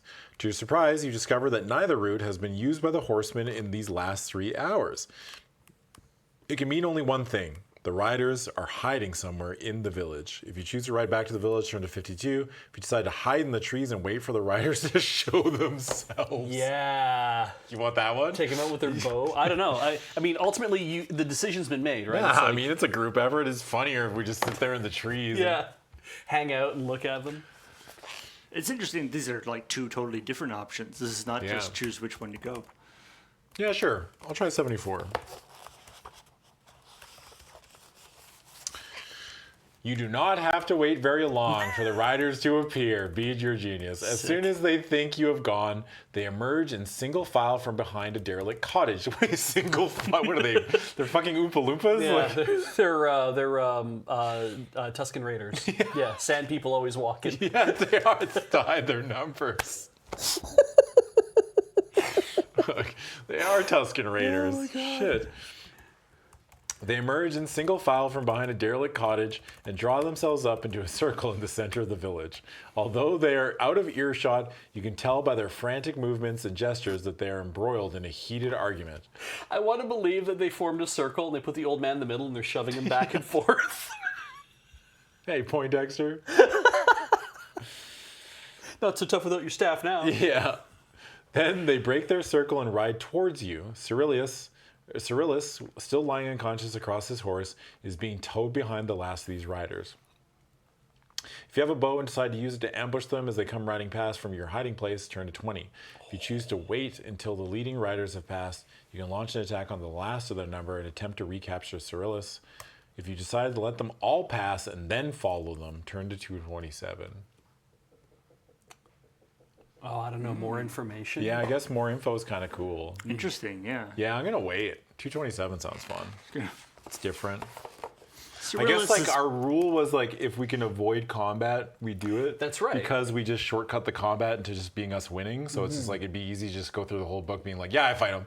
Yeah. You know? Yeah. Cyrillus isn't going to get more knocked out. I guess I kind of cheated with that last monster, but I like the idea of just shooting it in the leg. You're like, you were gonna live with this injury forever. You know? Yeah. Turns out he didn't. Turns out he just laid on the ground and we shot him in the back of the head. Jesus.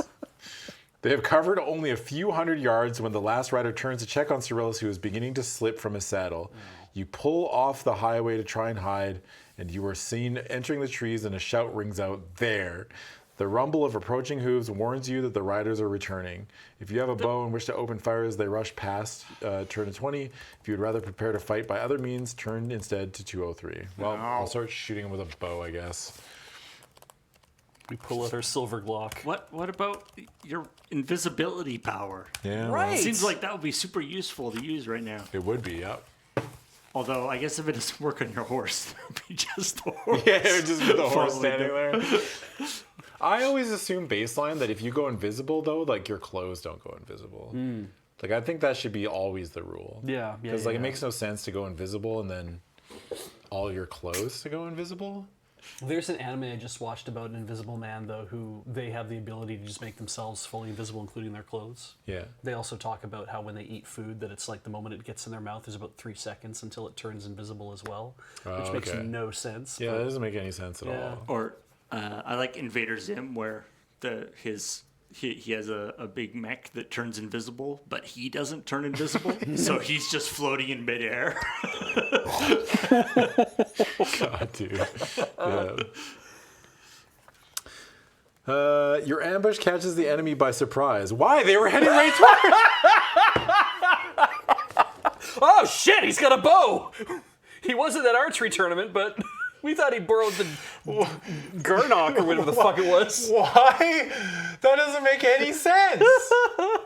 Oh, You have an invisible bow. That's the problem. Yeah. Your ambush catches the enemy by surprise, making them panic and flee in all directions. At such close range, your arrow pierces the chainmail chest of the rider holding Cyrillus' horse and kills him instantly. As his lifeless body tumbles to the ground, you break cover, exploding through the bushes and scooping up the reins of the dead man's horse. Angry shouts echo in your wake as you take off along the highway with the wizard and his horse close at your side. To continue, turn to 188. I like in this my version it has, kills him instantly. Remember to deduct an arrow from your action. Doesn't even tell me to remove an arrow from my thing. We got back our silver fox boyfriend. Yep. Yeah, nice. Oh, there's art. Yep. Oh, wow. Oh yeah, I recognize him. That's the prince from the bar. Oh, he's that big a prick. Yeah. Huh. It's like steal his old boyfriend. I guess so, yeah. Your immediate peril prevents you from dwelling too deeply on the reason why these riders should be trying to abduct Cyrillus. He seems to be a poor prospect for a rich ransom, being neither wealthy nor seemingly powerful. God damn, dude. You don't think there's somebody out there that cares about him? Yeah, we care about him. Why would anyone kidnap you? Nobody's going to pay that amount of money. I want my revenge on this old man who somehow shot me through the arm. Yeah. I want revenge on this old man who I sat next to and then threatened to kill. Yeah. As you reach the bottom of the wooden crag, a stone church and graveyard loom into view at a point where the highway turns sharply towards the west. Blocking the road, on a charger as black as midnight, sits a scar-faced young man. His eyes are set in a white and disfigured face, and they burn with a cold, dark glow. You recognize him immediately. It is Rourke, the lordling whom you defeated at the Barrel Bridge Tavern. If you possess a silver brooch, turn to 31. If you do not possess a special item, turn to 14. I don't think I have a silver brooch. I don't think so. I will double check just to make sure. Brooch. Brooch. Yep. That tricked me up for years too. We do not have a silver brooch. My brooch. This guy clearly was concerned that his horse is too attractive. Yeah. So he had to make sure that it was completely covered. Yeah. It's like, those horse legs. People are going to be looking. The shame cover. Okay, so 14. Okay. 14. We have like 3 other silver things, but no silver brooches. Abruptly, the riders appear and spread out in a semicircle to surround you. We have I don't remember what his voice was, but whatever. We have a debt to settle, Northlander, hisses Rourke, his lips drawn back from his teeth in a contemptuous sneer. I demand my payment in full. Madness flashes in his glaring eyes as he removes an amulet from around his neck and holds it high in the air.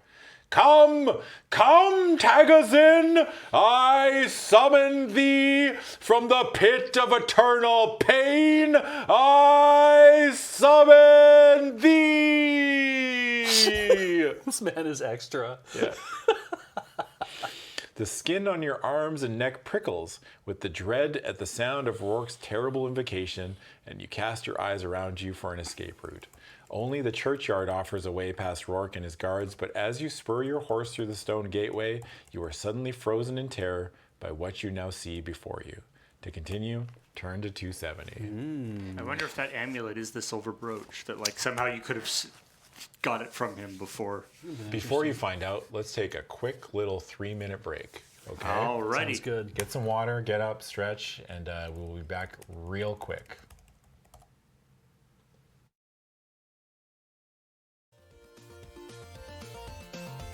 Hello and welcome back to Dice Friends, where our expertly planned ambush is working exactly like we planned.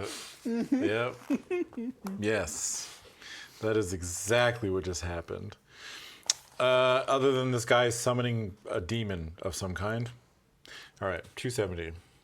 This is another one of those like thing that I'm always fascinated about these books. Like, you had all sorts of options in that inn, Right. to just be like, I want a room for the night and go to bed. Yeah. True. Like, which wouldn't have. It's like you wouldn't have been involved with the old man or this guy. Yeah. Maybe you would have forced. Maybe there would have been some other direction that kind of forced that interaction upon you. Possibly. Or maybe this whole section is optional. Who knows? But anyway. Yeah, but it's like, yeah, I guess what if you never interrupted Rourke, but still did the archery, And then Would you have been able to, would he still come after you? or would you just bump into him at some point because you see an old man who's like, over the, and you recognize him as the old man from the thing? I don't know. I mean, I'm sure there's they can structure things so that you sort of end up at the same spot. Yeah. Anyway, Look at the art. Ominous. Yeah, I love that. Above the church, a whirlpool of darkness is taking form.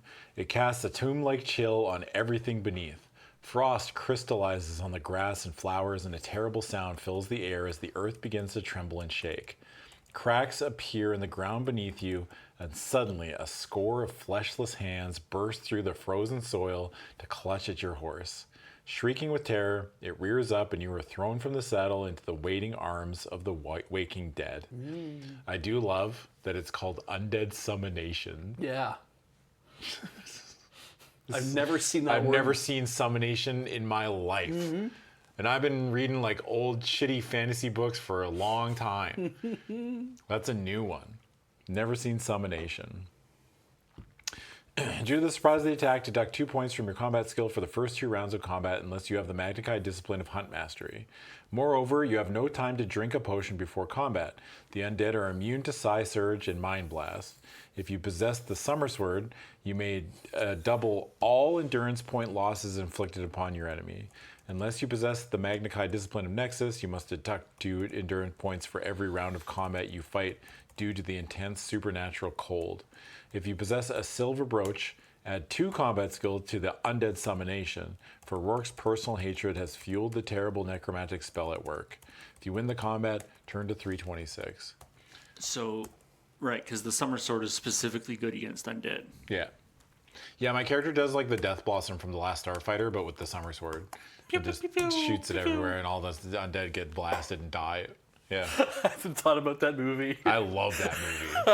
Unironically love that movie. That movie rules. I love that movie. Yeah, that's one of my favorites. They don't make movies like that, right? Like that's a movie, if they remade it, I'd be like, I have to go see what they do, but it feels like that kind of movie should exist still. There was a certain charm that was lost from the 80s, like sci-fi or like, 80s fantasy movies. Yeah. Or even early 90s. Did they come up with the good at a video game so that you're recruited to do that in real life thing? Yes. Like, are they the first ones who did that? Oh, Did they come up with that idea? probably not, but It's the first one I remember right? seeing. Yeah. And it's like that's always sort of considered to be like the last Starfighter thing now. Yeah. But anyway, Now we have isekai, where somebody gets hit by a truck and they get taken to another world, as opposed to just being good at a thing. Yeah. Right. I mean, I guess losing practical effects, that's a good point. I mean, losing practical effects sucks, but it's expensive. I'm assuming it's expensive and a pain in the ass. the was it Captain Delusion? Disillusion? Disillusion, yeah, has an amazing video about the Flight of the Navigator. Oh yeah. And all the amazing effects that they did in all the different ways that you do. Where now to just be like, just do it CG, it's fine. Yeah. But yeah. Anyway, I mean, it's easier now and it looks better in a way, but also not better. Yeah. You know? You've a lot more control, but well, the big difference is they don't have to pre-plan every single shot. Yeah. yeah. So it's a lot faster, but it means that the shots aren't as meticulously planned. They can just kind of do it. They just do it. And because they just shoot it all in like a big green room, right? Yeah. Or whatever. Yeah. All right. 326. I do always love these words like, if you win the combat, turn to 326. What do I do if I lose? You're dead. You perish. Oh! You fucking die. You close the book and you go home. Yeah. But I am at home. Then you go to a different home. You close the book and go to the library. 326. As you destroy the last of the fleshless skeletons, why did that have to make sure they point out that they're fleshless? You see that the struggle has now spread beyond the walls of the churchyard. From the depths of an open crypt, a shambling mass of zombies are hurling themselves at the riders, tearing the terrified warriors from their saddles. Rourke's summonation has spiraled horribly out of control. No living creature is now safe from the terror he has unleashed. Oops. Dumbass. The lordling turns and gallops away in blind panic, leaving his followers to their grisly fate. As he disappears, the swirling funnel of darkness slowly fades, and the undead stagger and fall, crumbling away into a fine dust, which is carried away on the evening breeze. You rush to the aid of the old magician. He lies mortally wounded, pinned beneath the body of his dead horse. As you cradle his head in your hands, his eyes flicker and open. There's also art for this. Oh, there's no art on the page. Oh, really? Oh, no. It's about this. No, this is not about this one. Never mind. Oh, okay. My bad. Okay. His eyes flicker and open, and he forces a whisper from his blood-flecked lips. Brass Street. If you have the Magnified discipline of curing, turn to 216. If you do not possess the skill, turn to 46. Well, I hate to inform everyone, but I have picked poorly. I did not take the Magnified discipline of curing. Also, just to throw this out, the drunk guys that you talked to at the very beginning also said go to Brass Street. Yep. We finally learned the same thing we already knew. Oh, yeah. Yeah. That's true. This guy used his last words to tell you about the thing that like a random drunk guy also knew. What about the discipline of Keurig? Mods, delete that person. 46. Come on, fill them full of our spa water. Yeah, why? Wait a second, yeah! Yeah, right? Everyone in the chat is like, same thing. They're like, yeah, come on. Yeah. He told us specifically a warrior like us could use this. A trickle of blood seeps from the corner of the old man's mouth as his eyes flicker and close. He is dead. You bury him in the graveyard of the church where he fell and say a silent prayer to Kai and Ishir to watch over him on his final journey. Sadness fills your heart, and you take one last lingering look at the oaken staff that marks the grave before setting off once more on the highway to Veretta. To continue, turn to 168. Oh, Yeah. man. Yeah. He was my favorite side character, too. Yeah. I mean, one, you I was just so emotionally attached to this old man who the only thing we knew about him is that he was a magician who napped. And now he will have an eternal nap. Yeah. you also just buried him in the Six cemetery. arms the thing that killed him? You buried him in the cemetery that where all the skeletons just came out of. So Yeah. that's cool. I guess Yeah, we there's don't have lots- to dig a grave. Lots Yeah. of space. So we were in this for the efficiency. You're like, what Yeah. am I going to do with the Well, body? I mean, it's already dug, Yeah. you know? Might as well just 2 for 1, you know? Yeah. Just look for a tombstone that says Cyrillus or something Also- close. Yeah. Also, Cyrillic. one of your like base disciplines that you got in the last books was totally a healing one. Yes. And not curing. Not curing, though. No. He It's had a different. terrible disease of having a horse fall on him. I don't know, Paul. You ever had a horse fall on you? No, Yeah, it's not easy to cure. Horse falling cancer. Yeah. don't Horse worry. fallitis. Don't worry, sir. We'll unfreeze you just as soon as we find the cure for a horse falling on you. Yeah. It is almost dark when you catch sight of a tavern on the road ahead. 2 guttering torches set into rusty brackets illuminate the weather-worn sign that is nailed above the door, the Halfway Inn. You recognize the name of the establishment that Cyrillus spoke of this morning, and it grieves you that he is not here now to accompany you. Distant thunder rumbles through the hills as you stable your horse and enter the welcoming warmth of the inn's tap room. The place is alive with the chatter of merchants, the clink of glasses, and the crackle of the blazing fire. The center of the room is dominated by a small stage on which a conjurer is performing his tricks to the delight of the customers. Aw, Cyrillus. Yeah. He was a conjurer of tricks, too. Yeah. He'd love this. Or been mad about it. If you choose to watch The Conjurer, turn to 199. If you decide to seek out the innkeeper and inquire about a room, the last time we delayed, we got fucking omega punished. Right? It's like, just give me room 17 this time. Room 16. Shit. No, I want to watch The Conjurer. Are you kidding me?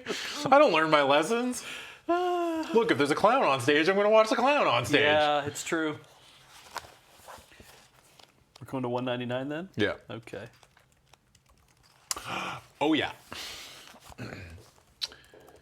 Having removed a bunch of flowers from the ear of a startled merchant and a clucking hen from beneath the petticoat of the merchant's wife, the flamboyantly dressed conjurer calls for silence from his cheering audience before announcing his next trick. 2 children shuffle onto the stage, their bodies and faces completely hidden by long black gowns that are tied to their foreheads. Only their hair, blonde and brunette, is visible. "I'm a boy," says the one with the dark hair. "I'm a girl," says the one with the fair hair, the voice identical to the first. The conjurer steps forward and says that they are a boy and a girl, but at least one of them is lying. What's the trick? Hold up, let him cook. Okay? We don't know. He asks which is which and invites the audience to bet on the answer? It's a fucking coin flip. What do you mean? It's a 50-50.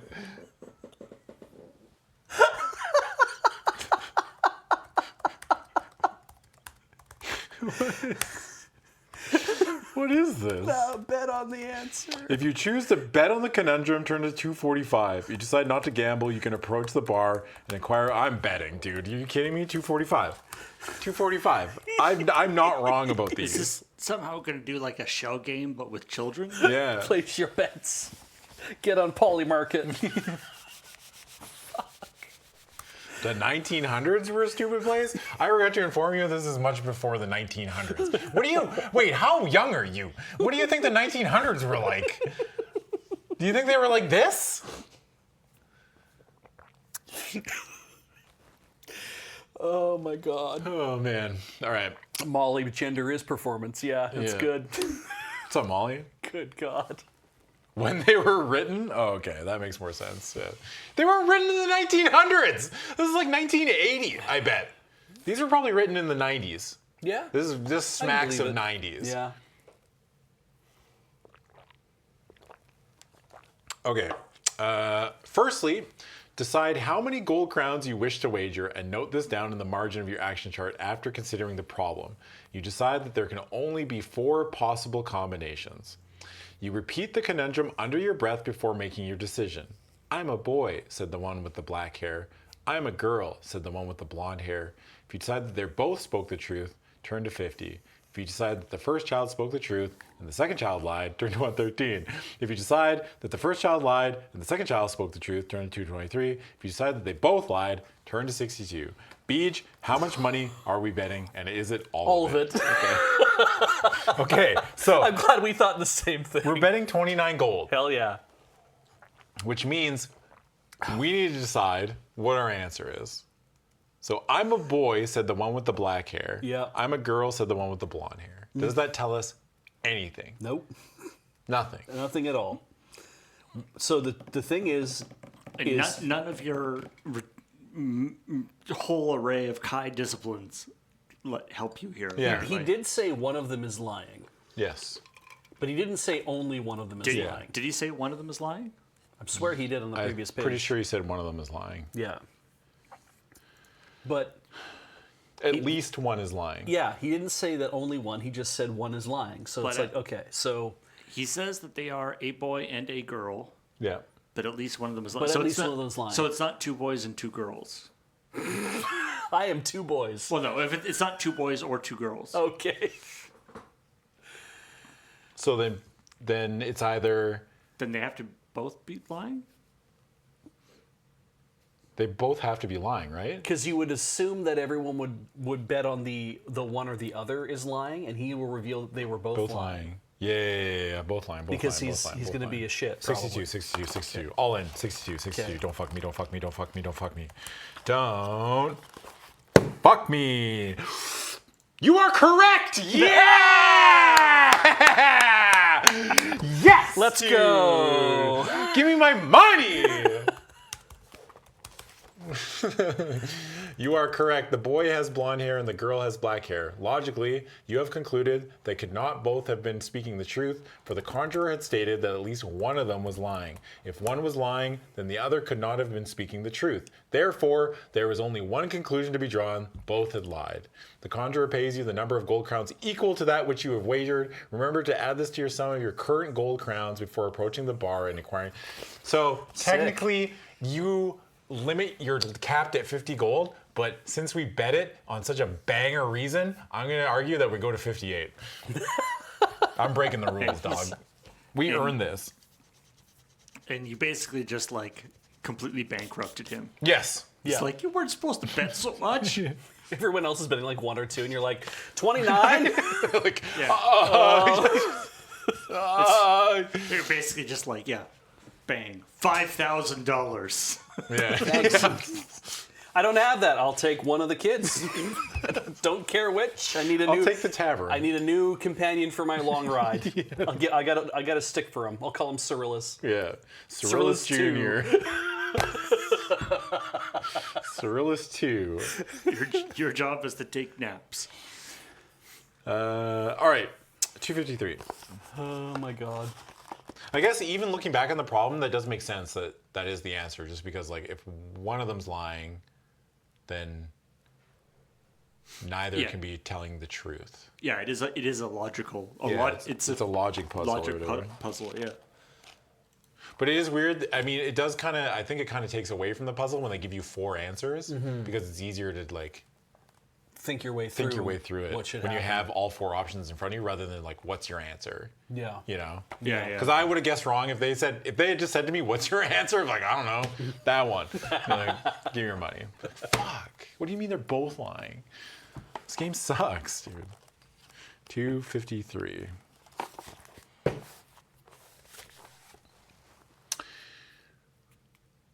Looks as like you made it here just in time, says the cheerful innkeeper, pointing to a rain-streaked window pane. It's gonna be a rough night tonight, no mistaken. You discover that a room for the night costs 2 gold crowns plus 1 gold crown for your horse's keep.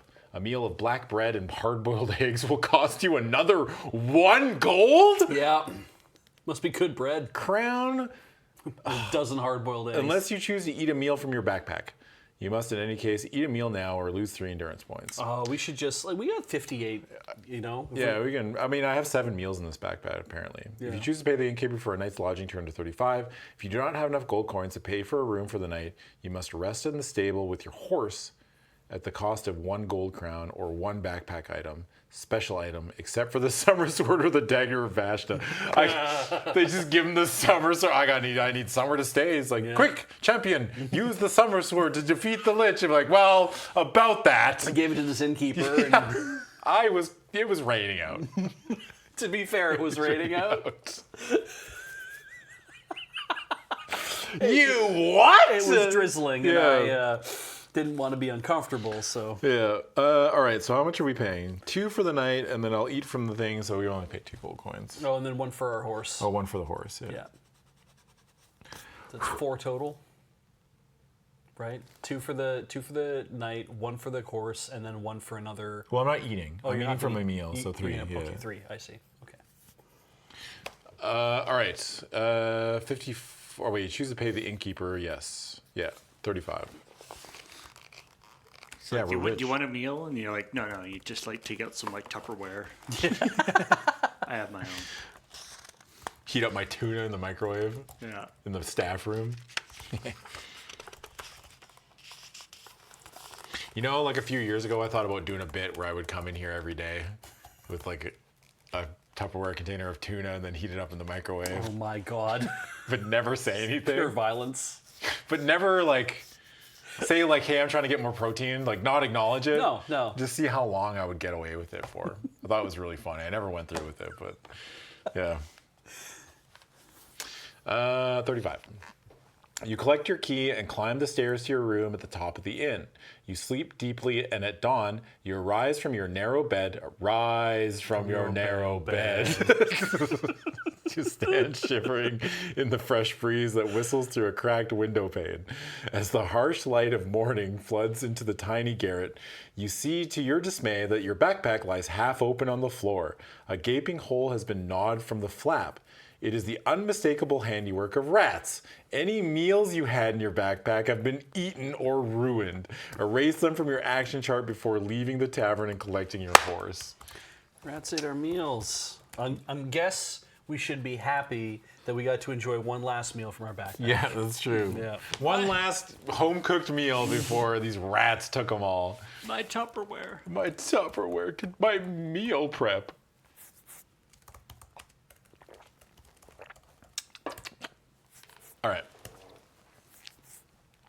272. 272. Buy some more meals from the innkeeper, maybe? Or no? Not unless they give me the option. Guess not. If it's not written in the book, it doesn't happen. I mean, your hunting thing means that you don't have to worry about meals most of the time anyway. For the most part, yeah. Yeah. Even then, like, I mean, I mark the meals off, but if I'm gonna die, I mean, I'm not even looking at my hit points. Yeah. Really, it's just Yeah. sure. Oh, I forgot one at the bottom of my backpack. Yeah. I got a fucking Cliff Bar on me. I'm fine. 272. The air is sweet with the smell of wet grass. The sun rises above the trees to the east, and mist billows across the hills on either side of the highway. By noon, you reach a small village where brightly decorated cottages surround a cobblestone square. A shrine with an enormous onion-shaped dome stands in the middle of the square. It is the shadow.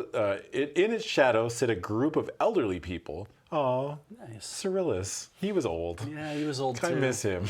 They are tending to some shrubs with bright orange berries which grow in the shade. If you possess the Magnified discipline of curing, turn to 250. If you do not possess the skill, you can stop and investigate the shrine by turning to 342. Or you can continue on your way to Veretta without stopping in the village. I'll stop in the village, man. You kidding me? I'm not gonna just walk by shit. Yeah, old people love orange berries. Yeah, old people love talking to young people. Oh, yeah, absolutely. You know? They love that shit. That's literally the stream. Yeah. The women smile as you dismount and approach the shrine. Welcome to the... Fuck, that's a terrible voice. All right, that was not the voice I thought was going to come out. In my head, that sounded way better. You got to believe me. All right, well, fuck. Welcome to the Shrine of the Warrior. You come in search of our sacred crop, do you not? Says a rosy-cheeked matron as she dusts the leafy shrubs lightly with a square of patterned silk. The fruit of our alether plant will give you strength in battle, says another as she offers you a handful of the small orange berries. If you wish to purchase some of the alether berries, turn to 123. If you decide to decline her offer, you can remount your horse and leave the village by turning to 100. Just look down kindly at this old lady and like, fuck off. And just get on your horse No! and leave. Well, I'm going to say no. I don't want Scream it. no in her face and get back on your horse. I don't want it. Oh. I'm good. Combat doesn't matter. You know? Yeah, it's fair. I do think it's funny, also the idea that it's just like, oh, that's very cute. No, because you're probably some weird sort of succubus that's going to like, I'm going to eat these berries, I'm going to fall asleep, and then you're all going to like beat me to death Or with I'm going to hammers. turn into a berry like Violet Beauregard. Yeah, you know? yeah. They're going to roll me out. You know? This is a lone wolf. Or Kai Berry. Kai Berry, dude. Yeah. Nuh-uh. I ain't ending up like Mike TV. I'll tell you that much. Yeah, yeah. It is a late afternoon when you catch your first breathtaking glimpse of Veretta. Constructed on a massive plateau, this city has stood since time immemorial. The walls and buildings are immense, constructed from blood-red rock and crowded together in complicated splendor. Great stone dragons writhe along the battlements, their coiled tails entangling the gatehouses and portals of the outer wall, and spirals of sea-blue smoke rise from the mouths of angry-faced gargoyles, crouching like spies on top of the roofs and towers that fill the sky. The sun has set by the time you reach the east gate of Veretta. The guards in their scarlet tunics offer no challenge, and you pass easily into the wide streets of this magnificent city. They're dog shit guards. Aren't they supposed to question people that come into the city? That other guy charged you $3 to come Yeah. in. Yeah. Meanwhile, they're just doing like racial profiling. Also, at least from this picture, it appears that this guy is guarding a wall composed of those like sliding block puzzles. Yeah. He slept wrong last night too, and he can't turn his neck the other way Yeah. now. So he's He only looks like this. Nobody stands there like this. yeah. He's getting his portrait done. It's Yeah. a profile. They don't challenge you, pass easily. The entrance gate road leads to a quadrangle. Here, you notice a pillar of red stone that is etched with the names of the streets that lead from the square. If you choose to go north into Helen Way, turn to 79. If you decide to go west into Coach Course, turn to 135. If you want to go south into Flute Street, turn to 147. If you prefer to go east, back along the street you have just ridden, turn to 238. Well, my gut says Flute Street is the closest to Brass Street. Yes. That is my thought process. Only because Flute can be made of brass. Yes. Therefore, close to brass. Yeah. Yep. Flute is technically a woodwind, but that's fine. Look, Beej. Even though no part of a flute is wood. If you undermine me again, fucking call Paul, go to commercial. Cut the mics, cut the mics. If you do that ever again. 147.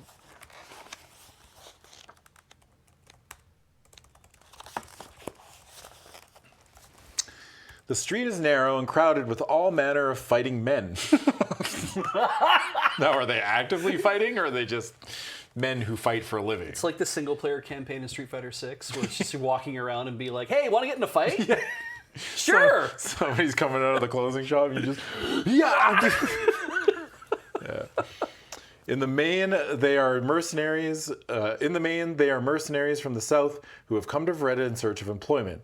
They fill the tiny alleyways that branch off from the main street, and the air is full with their noisy banter. The smell of food mingles with the odor of sweat and leather, and scores of flickering lanterns swing in the chill night breeze. Nobody pays much attention to you, and you are able to follow the winding cobblestones without much hindrance until you reach a magnificent half-timbered building.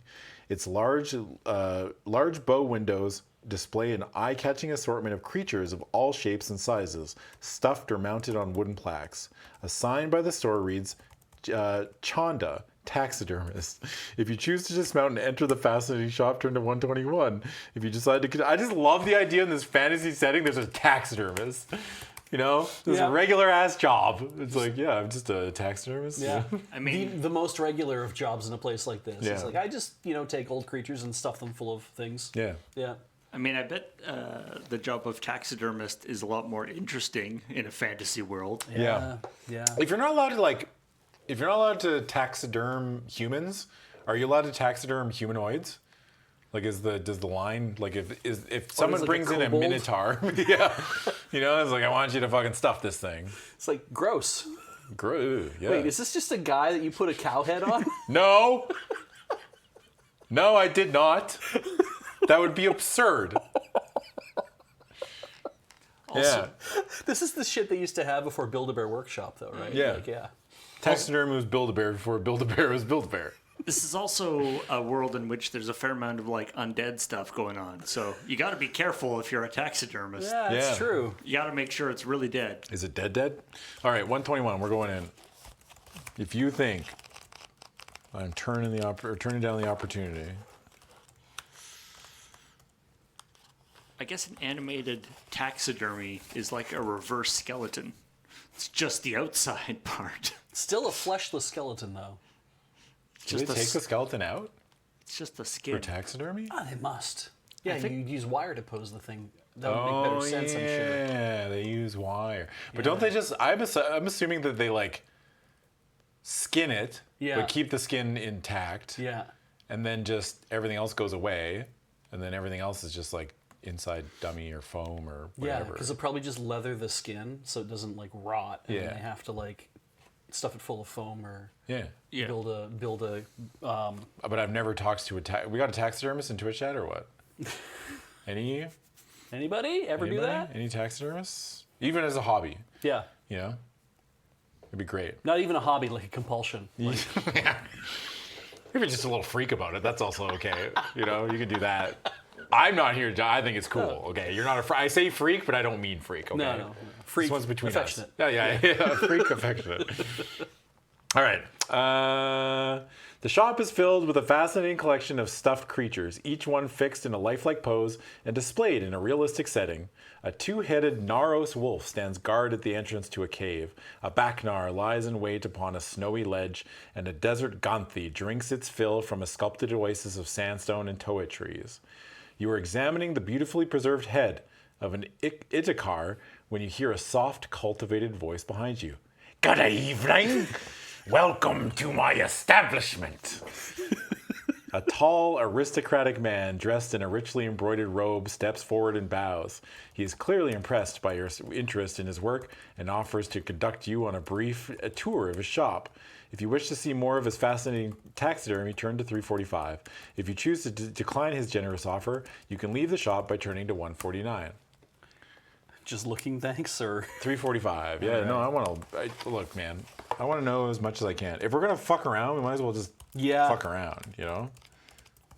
Like, who else can die because we went to the taxidermy shop? That's true, right? Just, and I don't know, or maybe just casually ask them, any of these animals have the lore stone inside them? Yes. Oh, There we go. Thanks. all right. Roll credits. Like, I do. God, man, I still wish. Like, I'm hoping for at some point a movie like a 2-hour epic fantasy, and then like an hour and a half in, he's like, oh fuck, there it is. Yeah. And then he just picks it up, and then boo doo doo doo doo doo doo. Just like holy shit, that's funny. Yeah. Yeah. Okay, the man delights in showing you his work, which is excellent. Many of his exhibits were caught on hunting expeditions, either by himself or by clients who want him to preserve their kills as trophies.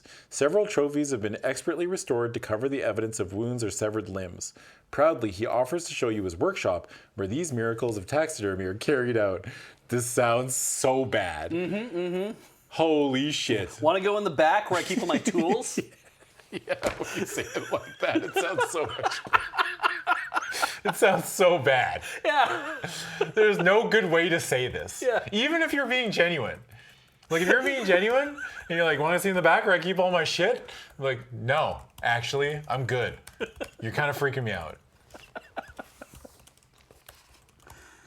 Oh my god. All right. Yeah, I want to see his workshop. 213. Fuck. Is this man flirting with us? I hope so.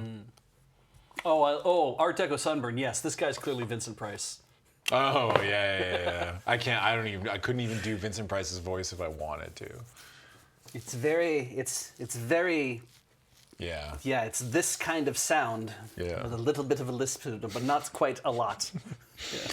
You follow the man through a curtained archway to a high vaulted chamber that reeks with the pungent smell of preservatives and dead bodies. Several carcasses of exotic animals hang from hooks in the ceiling, and dissected heads destined for trophy plaques are laid out in a line on the large workbenches. The man opens an ornate rosewood chest and produces a silver tray on which stands a ruby glass decanter and 2 crystal goblets. He fills the goblets with wine and offers one to you, saying that the wine will help to block out the unpleasant smells of the workshop. Holy fuck. We're gonna get stuffed. In more ways than one. Oh man, we're about to be an Oreo. Oh my god. If you wish to accept his gracious offer, take the goblet and turn it to 288. If you choose to turn it down, well, I can't just assume that everyone's evil. That's right. That's 288. I like this whole, it's like, do you accept the wine or do you just like get the hell out? Yeah. There's no, that's okay. I just want to look around. So every single choice up until now has been, do you want to go further into the den of iniquity? Like that kind of thing? Or do you just want to get the fuck out? And it's like, we asked you 4 times if you wanted to leave. No, okay, fine. Yeah. The wine smells delicious. Mm-hmm. The taxidermist must hold you in a very high esteem, for wine as good as this is expensive and rare. If you possess the magic Magna discipline for curing, turn to 61. If you do not possess the skill, you can drink the wine.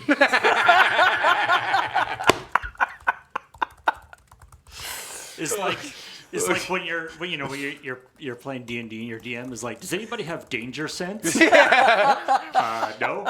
Okay, nothing happens.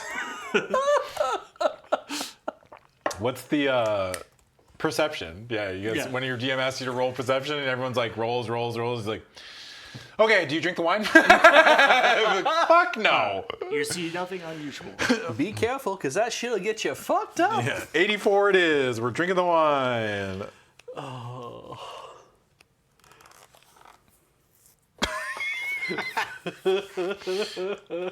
The taxidermist points to a vat standing in the corner of the room which contains a noxious blue fluid. It is the source of the unpleasant smell that permeates the chamber.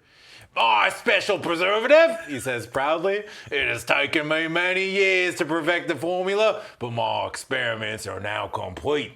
All I require is a specimen worthy of the immortality it can provide. The man's voice is beginning to sound faint and distant, as if he were falling away from you in a deep, dark pit.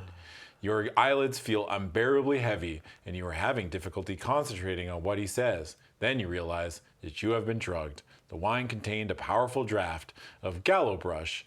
Although you did not detect it at the time, you struggle to remain conscious, but this is a battle you cannot win, for the enemy is in your very blood. I love saying the enemy's in your very blood, like the guy who just drugged us isn't standing right in front of us. Exactly, right? I gotta fight my blood. It's not working.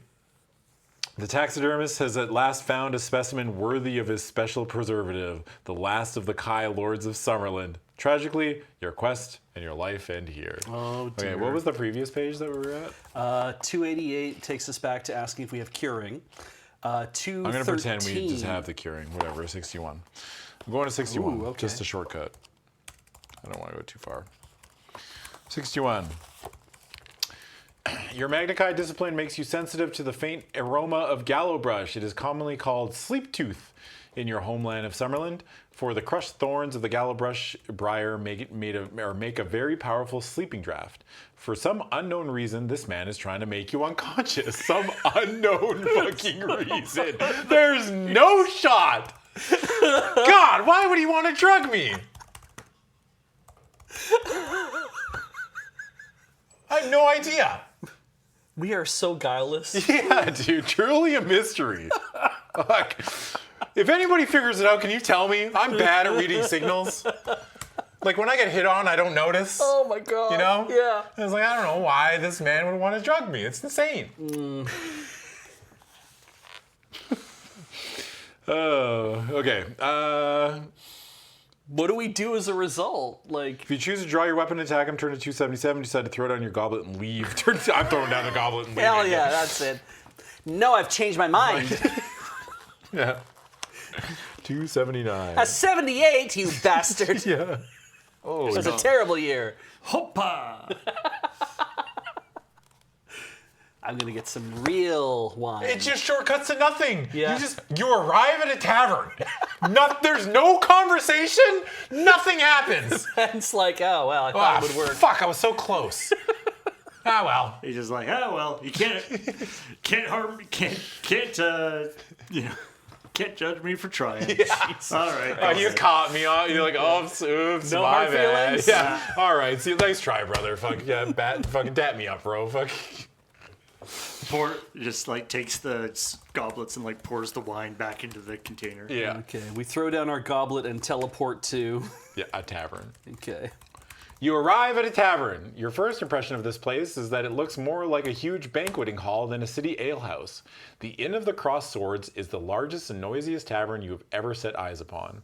A constant flow of soldiers pour in and out of its cathedral-like doors, and the adjoining stable seems large enough to house the horses of a small army.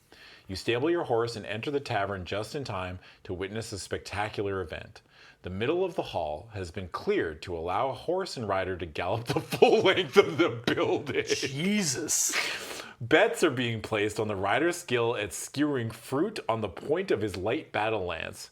It reminds you of past training sessions at the Kai Monastery, but unlike those Kai horse trials, there is more than just the skill and the honor of the rider at stake here.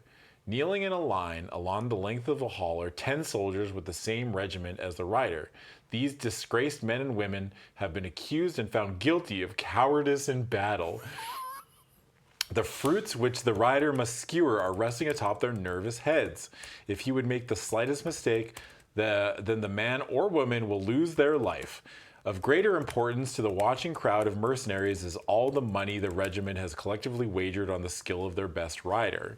If you choose to stake some of your gold crowns on the outcome of this deadly show of horsemanship and battle skill, turn to 284. If you decide instead to approach the bar and engage one of the barmaids in conversation, turn to 299. If you wish to take a seat at one of the tables, turn to 316. I appreciate that your newer version is more inclusive. Like here it just says the men were accused of cowardice, but in your version, also women were cowardly and they're also being punished. So good for them. Good I guess. for them. Yep. What a fun sport. You know what? I think I'm just gonna sit at a table and watch like some kind of freak. Like, you walk in a tavern, your first image is a cleared out banquet hall with someone on a horse with a lance and 10 soldiers, blindfolded, kneeling in the room with apples on their heads, and you just walk in and sit down? It's like, I gotta know how this ends. That's insane. Yeah. Maybe it is like a medieval times thing. Like maybe this is just like a show that they do every hour. Oh, okay. I mean, I guess you got to do weird things for fun, you know, Yeah. when there's no TV. Like, things get out. Like, once you take TV out of the equation, humans get weird. Yeah, all like, we have is bread and circuses. Yeah, it's like. And we're all out of bread. Yeah. We got a bunch of swords. What do we do? Well, I don't know. I got all these apples. Yeah. Well, Yeah. you know? After this event, it'll be bar trivia. Yeah. All right, question 7. Whose taxidermy should you not go inside if you're feeling thirsty? Oh! I can't even remember the name of the taxidermist. It's a Chanda. Chanda, yeah. All right, we're just going to sit at one of the tables. 316. Oh, Christ.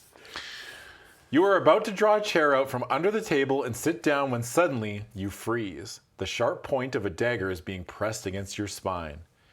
Your pouch or your life, whispers the swarthy-faced mercenary who has appeared at your side. I don't know why every fucking single thug, ruffian, mercenary, I just make them vaguely Australian. But He's swarthy. You could make him Eastern European. yeah, no, I'm trying to stop. Yeah, that's fair. That's good. I understand. Yeah. I'm trying to diversify my portfolio. You never know when that voice acting gig might come along. You know? Yeah, it's true. Like, well, this guy can do like a really shitty, vaguely Australian, maybe European accent. Yeah. He's a shoo-in. We call that Yeah. transatlantic, right? This is this is going to be a difficult. Yeah, we need somebody. I don't know where somebody can do both Australian and vaguely Eastern European. Yeah, I'm a lock it. Yeah. Yeah. Might as well make me voice Mario. You know. Mercenaries appear at your side. Make your mind up quickly, or my friend will get careless with this knife. If you have the magic discipline of hunt mastery, turn now to 114. I do. Turns out he has a spoon laid against your It's just a fucking. knifey spoony. It's a butter knife or something. Yeah. It's like one of those, like the actual butter spreading fucking paddles, exactly. you know? Yeah, like, it's just a joke we play and everybody comes in. Fuck, you got us. Yeah. Yeah, you got just having a bit of a... Now, you need to remember, we are getting mugged at a table while a guy is on a horse with a lance skewering apples and various fruit on the top of blindfolded cowards. Yeah, people who had sense enough to be like, maybe I shouldn't be in the army. Yeah. All right, 114. It's like they should have called the GI rights hotline.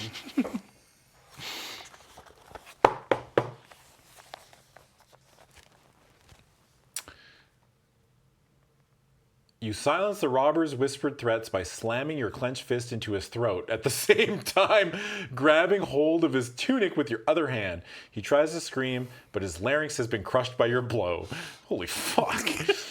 Jesus. He gurgles pitifully as you twist him around to shield yourself from his accomplice, who is lunging with the dagger. The steel blade sinks deeply into the robber's heart. As he slumps to his knees, you draw your own weapon and attack the startled killer. Due to the surprise of the attack, you may add 2 to your combat skill for the first round of combat. Combat skill 15, endurance 22. We pull out the summer sword and we blow one of his legs off below the knee and then leave him. That's it. Wow. That's a very like Steven Seagal. Yes. Like they're like, hey, your money or your life, and then he just goes like reaches behind him and grabs his neck, and then Yeah. Anytime I think of like anybody getting like throat hit or anything, I think of Under Siege. Yeah. Yeah. For some reason, that image is stuck in my mind forever. All right. When the combat turned 88. Greatest Steven Seagal movie? Yeah. I mean, Erica Laniak's in it. it's a pretty big stretch to say like greatest Steven Seagal movie. You know what I mean? Well, if you had a continuum, like if you had to tier list Yeah, I them. mean you have to pick one, but it's like, are any of them good? That's what I said. Under Siege. Yeah. Pretty good. You ever heard Tom Segura's bit about Steven Seagal? No. Oh, that's pretty funny. About him being a cop or whatever. Yeah. Yeah, about him doing the reality show or whatever. It's really funny. Okay. Yeah, he's got a good bit about him.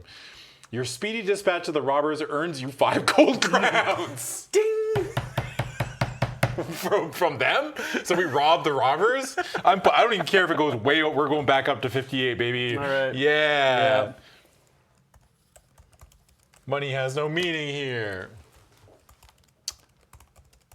Which you find in the pockets of the dead men. Is nobody like interacting like today? In a busy tavern, while a man on a horse with a lance is skewering fruit on the blindfolded heads of 10 cowards. Yep. We just got mugged and then killed them in front of everybody, and nobody and went through their pockets, and nobody was like, I worry about the rule of law. There was a scholar in the back and said, I think we are acting a little barbarously here. Can we calm down? Keyword busy tavern? Yeah, I guess. All right, so 5 gold. It also earns you the respectful glances of several mercenary captains who have witnessed your fight. One in particular is so impressed by your martial prowess that he approaches you and offers you to buy you a drink. You sense that it is an honest gesture of friendship without hidden threat and gratefully accept his offer. Hey, can I... Fucking men. You know? Me and my mercenaries saw you from across the bar and liked your vibe.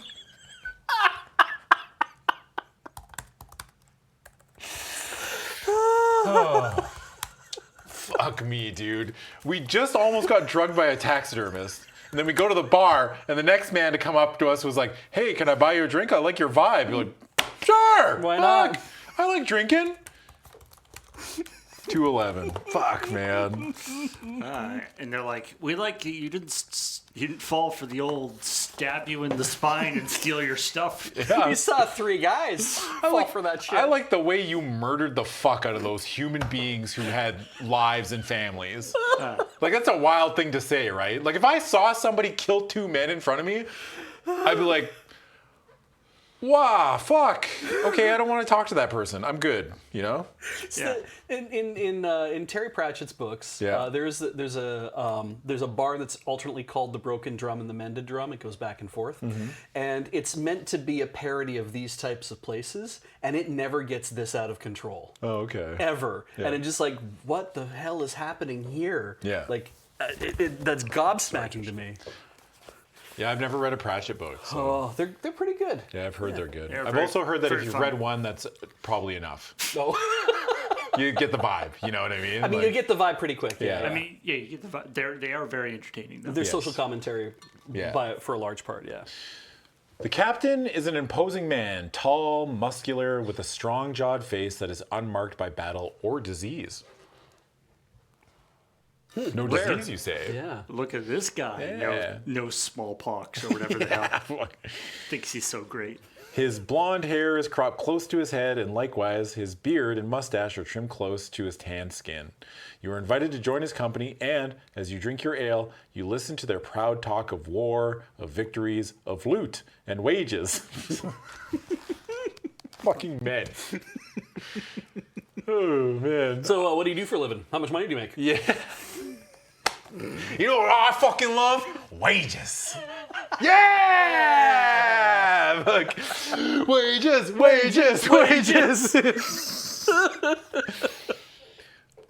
Never once do you hear them talk of defeat. No. The Except captain. the one guy in the corner who is really into the feet for some reason. Yeah. I fucking love feet. Yeah, shut up, Gary. Shut up, Gary, you freak. Affectionate. You say that one more time, we're getting you in the line with the cowards. You weird feet freak. The captain and his company have grown tired of the war in the north. Prince Janviel of Helen is close to ruin after having sold all he owns to pay for a war against Baron Magau of Carcast. It is a war that he cannot realistically hope to win. The prince's troops are demoralized, and his mercenaries desert him at every opportunity. You learn that the captain is recruiting for a campaign in the south. The war between Salony and Slovia has reached boiling point, and there is much gold to be had in the service of the Salonese prince Ewavin while he lays siege to the city of Takaro. I want you to understand, I'm not going to write any of that shit Yeah, down. I need you to know that I do not give a fuck, and I am not going to expect you to write any of that down. Once again, it's the captain and his men rather than the captain and his. Whereas you have the captain and his company. Oh, yeah. Oh, yeah. And it's the captain is recruiting men for his campaign. I mean, you just he's recruiting for his campaign. So the mercenaries are really opening up a diversified. They want to make sure that they hear voices from every different area. Yeah, that's fair. Yeah. You never caught one of these live? So sweet. What, do you got a life or something? You busy all the time? Must be nice. Like, you know what? We always used to stab people in one way, and then, you get different perspectives. People coming in from different backgrounds, and hey, we never thought about that. Yeah, you can stab somebody like that, too. Great. Sometimes I just pick a direction and travel 1,000 miles just to see how they stab people in that new section of the world, Like, how do you guys stab people here? Oh, well, we got these what we call halberds. They're like, oh, fuck, that's cool, man. So you do it from long away? Yeah. Sometimes you hook them. You can grab them on the neck. I found a guy once with one of them weird wavy knives. Yes. Didn't know how that was supposed to work. Yeah. Yeah, DEI is really taking hold in the mercenary world. Okay. You have the mind of a skillful warrior, says the captain thoughtfully, his steel blue eyes cold and unblinking. I guess that wouldn't be a hot guy's voice. A hot guy's voice would be like, why not join my company? I have need of good fighters, and I'll pay with gold, not promises. We leave for Takaro at dawn. Will you ride with us? Politely you refuse the captain's offer, saying that you have come to Veretta on personal business. What business is there for a warrior other than war? Fucking, you fucking caveman, Jesus Christ, dude. Do not understand. If warrior, why not war? Like, well, you see... warrior poet? Warrior princess? Yeah. Retorts the captain, to the raucous delight of his soldiers. You finish your ale and bid the captain and his company good night. If you should change your mind, join us at Soren.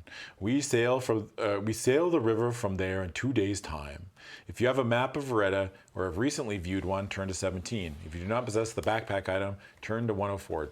I'm assuming I don't have a map unless I start with one. But if I think there's this, but that's the map of just the Storn lands.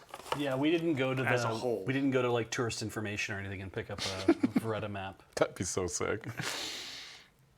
This is just the map in the back. Have you ever gone to a tourist information section? I have. Yeah. Yeah. When you were in Japan, or yeah, no? when we were in Kyoto at the Kyoto station, Heather, we're walking along so what should we do for whatever, and she's like, let's just go in here right now, and then we went in, and she just picked up 4 pamphlets and great, this is what we're gonna do this weekend. That's sick. I was like, all right, that's tight. Nice. So yeah, this is a map of just the area, but not. Yeah, we don't have a map of the city. No. Okay. 104.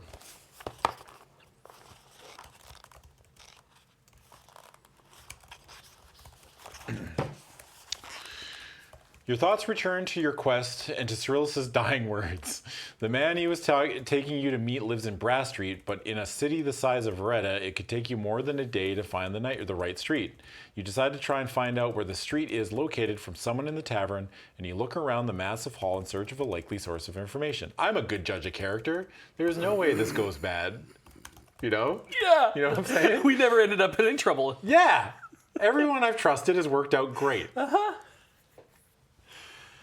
As you approach, if you wish to approach a merchant who sits alone at a nearby table, turn to 240. If you could choose to ask a distinguished-looking man who stands at the bar, or if you decide to ask the tavern keeper, turn to 312. The tavern keeper is probably the best bet, right? Probably knows everything. I would assume so, yeah. I'm assuming 312. Plus, he's less likely to stab us. Yeah, that's true. You know? Also, that's weird, because I'm just thinking the vibe of this whole place is just absolute chaos. Yes. There's still the man on the horse riding back and forth with the lance while we all talk about this. Yeah. Skewering, I'm still going to point out, blindfolded cowards with fruit on their head. Yeah. I wonder if we're going to get an update on that at some point. No, probably not. No. I guess we didn't actively bet on it and stuff, so No. it's not important. So what's the distinguished looking man in the corner. What's his whole deal? Why would he be in a bar like this, right? That's like, Oh, there's a yeah. man in like a tuxedo and a whatever sitting in this terrible joint, and it's like, keep your eye on the little guy. He's about to do something interesting. He's just standing there, menacingly. Okay. You find the tavern keeper breaking up a fight between two drunken soldiers. His solution to their argument is short and sweet. Grabbing the two men by their necks, he slams their heads together with such force that the crack echoes above the deafening clamor of the hall. Brass Street, he replies, his face lined in thought. Yeah, I know it well. Here, I'll show you. The big man produces a greasy piece of paper and a pencil from his pocket, and he scrawls the direction to Brass Street. You see that it is located on the far side of the city, close to the west wall.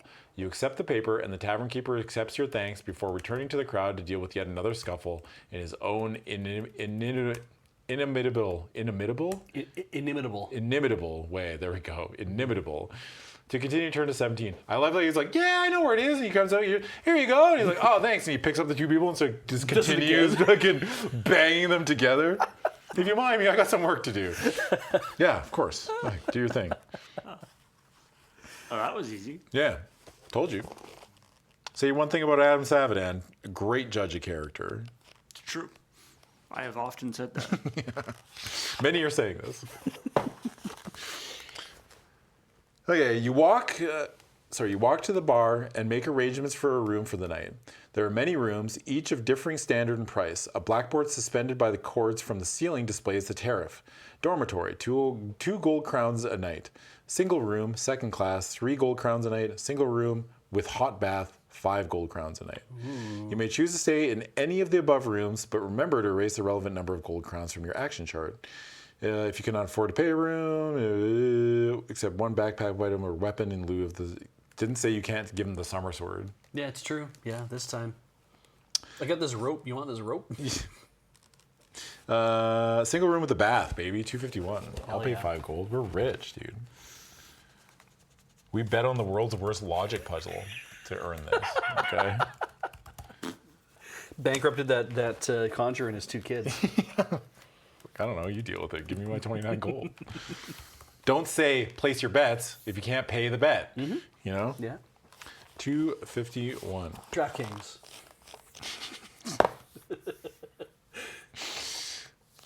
It's insane to me that I was like, because I don't watch a lot of like, sports. I guess it's all, sports, like American televised, like American network sports or like streams from America specifically. Because like a lot of my, like I'll watch Netflix Canada or whatever.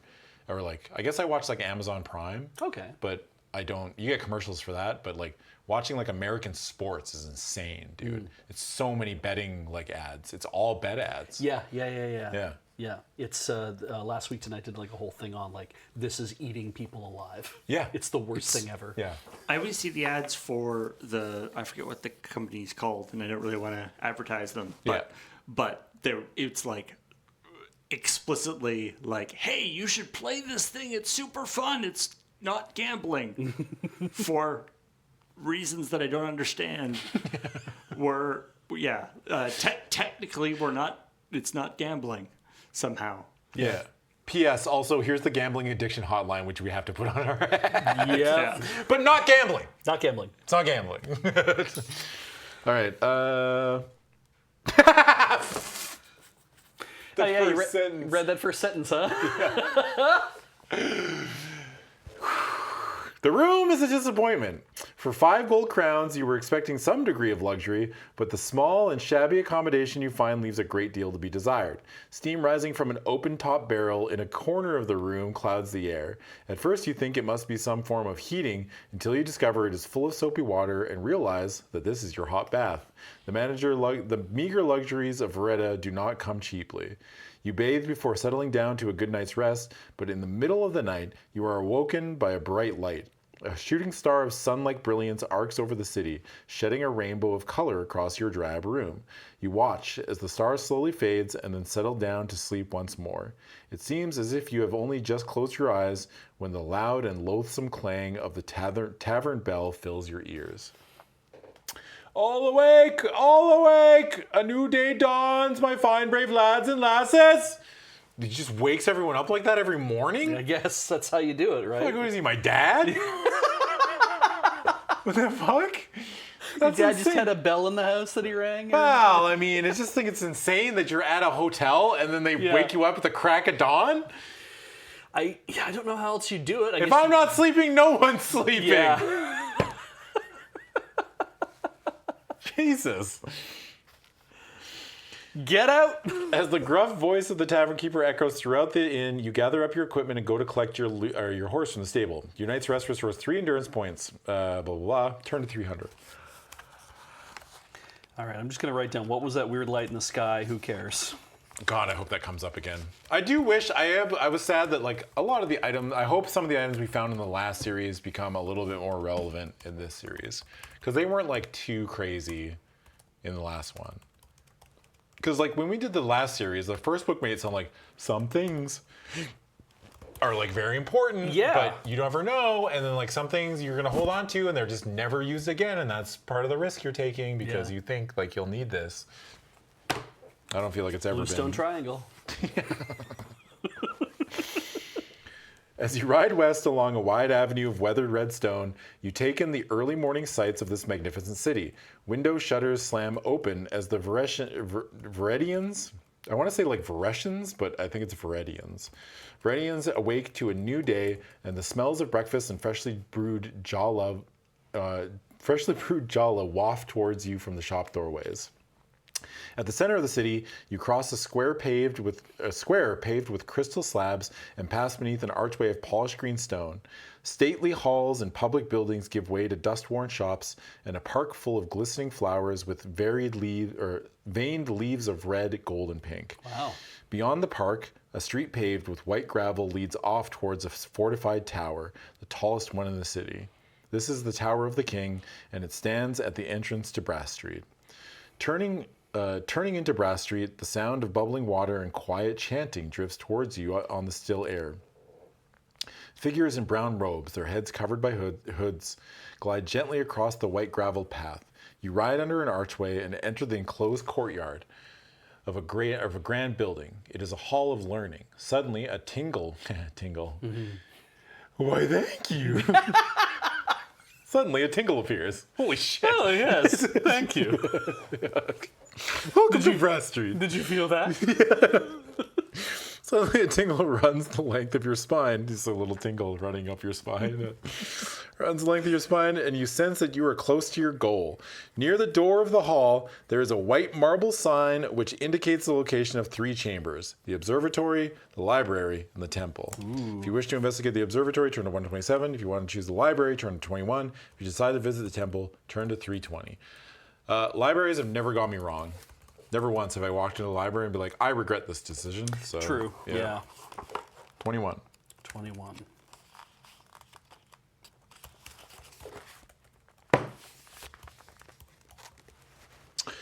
At the end of a cool gray marble corridor, you find yourself standing before the library door. The brown-robed figures you saw earlier, when first you entered the courtyard, have all vanished. The hall is now deserted and as quiet as the grave. The library, too, is empty, save for the thousands of books that line its impressive stone shelves. On the far side of the room, there is another door, the only other exit from this grand library. If you choose to examine some of the library's books, turn to 302. If you decide to open and enter the other door, turn to 127. Wasn't 127 one of the answers for the other page? Oh, It's just a loop. I did not write those down. I can't say. I've always wanted to have a big house with like big bookshelves that you need the ladder, the sliding, rolling ladder to get to. I don't even care if I never read any of those books, just to have it. Mm-hmm. And sometimes I would just climb up and down the ladder and pretend to look at things. You know? They're like, oh, he's so smart and learned and book weary or whatever. And like, no, he's just... Someone else is in your house watching you do this? I'm just like doing that thing where you shuffle the ladder on your own, you know, when I'm standing on it. Because we've all done it. You've all been on a thing with wheels and stood and just done this. Yeah, that's what I would do. The thing is that you're so tall that your bookshelves would have to be remarkably tall to necessitate you needing a ladder. Yeah. Yeah. Or they'd just be regular size. I wouldn't need the ladder. No. So I'd be way above the shelf. Yes, yes. It's, speaking of Terry Pratchett, I went to a reading by Terry Pratchett many years ago, and he was talking about getting shelves made for, he's like, I'm always running out of space for books and stuff. And so he's like, I went to a carpenter or a cabinet maker, and I said, I had like a book from the Encyclopedia Britannica, right? Okay. Big thick book from there, and he's like, okay, I want shelves that I can have this, but 20 feet long, like shelves that are just like 20 feet long and like 10 feet, like all the way up to the ceiling. Wow. With this books this size. Jesus. I want, the most solid bookshelves you can make. Yeah. They call me the dictionary collector. How many do you need, old man? Yeah. Fuck. Holy shit. Yeah. All right. So why would you go in a library and not look at the books, or we're not going to look at the I'm books? going to look at the books. Okay. Dude. 302, dude. It's kind of like I'm not here to fuck spiders. Yeah. If you are here to fuck spiders, turn Yeah. to 305. Yeah, first to fuck the spider. The books are cataloged under headings that cover all manner of subjects. You search for those relating to the lore stone of Veretta and any that detail the history of the Kai or Sun Eagle's quest. Somewhat to your surprise, you soon discover that they have all been removed. How about that? Judging by a lack of dust on their empty shell spaces, they were removed only recently. After double checking that you have not overlooked anything, you decide that there is now very little to be found here which can help you on your quest. If you now choose to investigate the temple, turn to 320. If you decide to visit the observatory, turn to 127. I like the idea that you're just like not very adept at you haven't really been in a library before, so you're like, I'll look under W for where is the lore stone? Yeah. W. 127. We'll go to the observatory. Already. Oh, baby. Art, scroll. Yes. Ooh. Yes, dude. These guys look suspicious. Yes, They man. were up to something. Yeah. I like it. Yeah, we walked in and they were talking about something that you should not be talking about. Who? You lost how much money guessing on children? They blindfolded the cowards and put fruit on their heads? Did you see that guy murder 2 people last night? I was too busy watching The Lansing. With his little lit up thing on the end of his hat, this guy's got a little bit of a tingle vibe going on. He really. does. Yeah, he does. Oh, it's 3 guys. I didn't even see the third one. Yeah, the third one's in the bottom right. Wow. Yeah. The door clicks shut behind you. It takes a few seconds for your eyes to grow accustomed to the dimly lit interior, but the room appears to be the antechamber of a larger hall. Following the faint sound of voices, you pass through an archway, along a corridor, and into the main hall. Gathered about a circular table of gleaming polished steel, a group of elderly men are poring over books, star charts, and astral maps. They are engrossed in discussion. Globes of blue-white fire hang motionless in the air above them to illuminate their tomes and manuscripts. The old men do not see you until you come close to their steel table.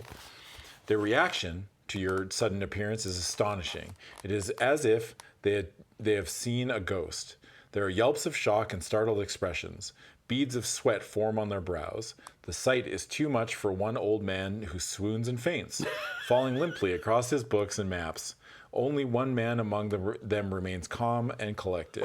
If you have ever visited a hut on Raiders Road in a previous Lone Wolf adventure, turn to 233. That sounds so familiar. That sounds so familiar. In right? a previous Lone Wolf adventure. Like, I swear. Did we ever go to a hut on Raiders Road, Twitch chat? Does anybody remember? We were in a hut while we were wandering. We were going north on somewhere. I think it was in the first or second book. I'm saying yes just because I want to see if it jogs my memory. Yeah. 233. I'm going to go do it. It's like, oh, we've been to a lot of huts. Yeah. How many huts have you been to? Well, you know. Yeah. Instantly, you recognize the old man who stands before you now, calm and smiling. It is the same old man whom you encountered in a hut on a highway from Holmgard to Ruinon some years ago. It is the same man who handed you a scroll that foretold of the dangers of the Chasm of Doom. Yeah. Yes. Yeah, I remember this guy. Yeah. asterisk C book 4. Yeah. Welcome, Lone Wolf, he says, smiling kindly. Once again, the stars have dictated that our paths should cross. To continue, turn to 6.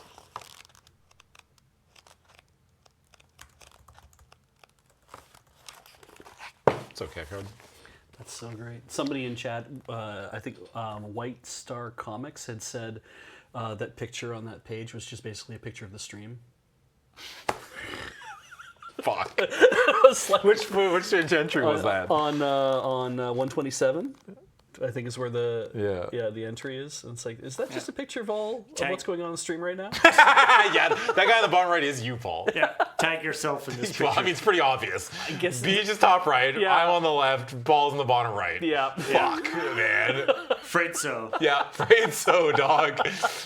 Shit. Woof. Yeah. White Fire Comics. Yeah, thank you for that. Didn't want to let that go by. Man, fucking got their asses, dude. You can't see, but I am wearing that hat right now. Yeah, that's Paul's production hat. Everybody knows. Yeah. I did take my ruff off. Yeah. You're wearing like a bald cap for some reason? Yeah, well, it's more comfortable. Yeah. I just like the way it looks. Yeah. Okay. Calm yourselves, my brothers. It is the Kai Lord. Slowly, as the startled old men regain their composure, their shocked expressions begin to change to ones of awe and reverence. I am Gwynyon, says the leader. We have been expecting your arrival.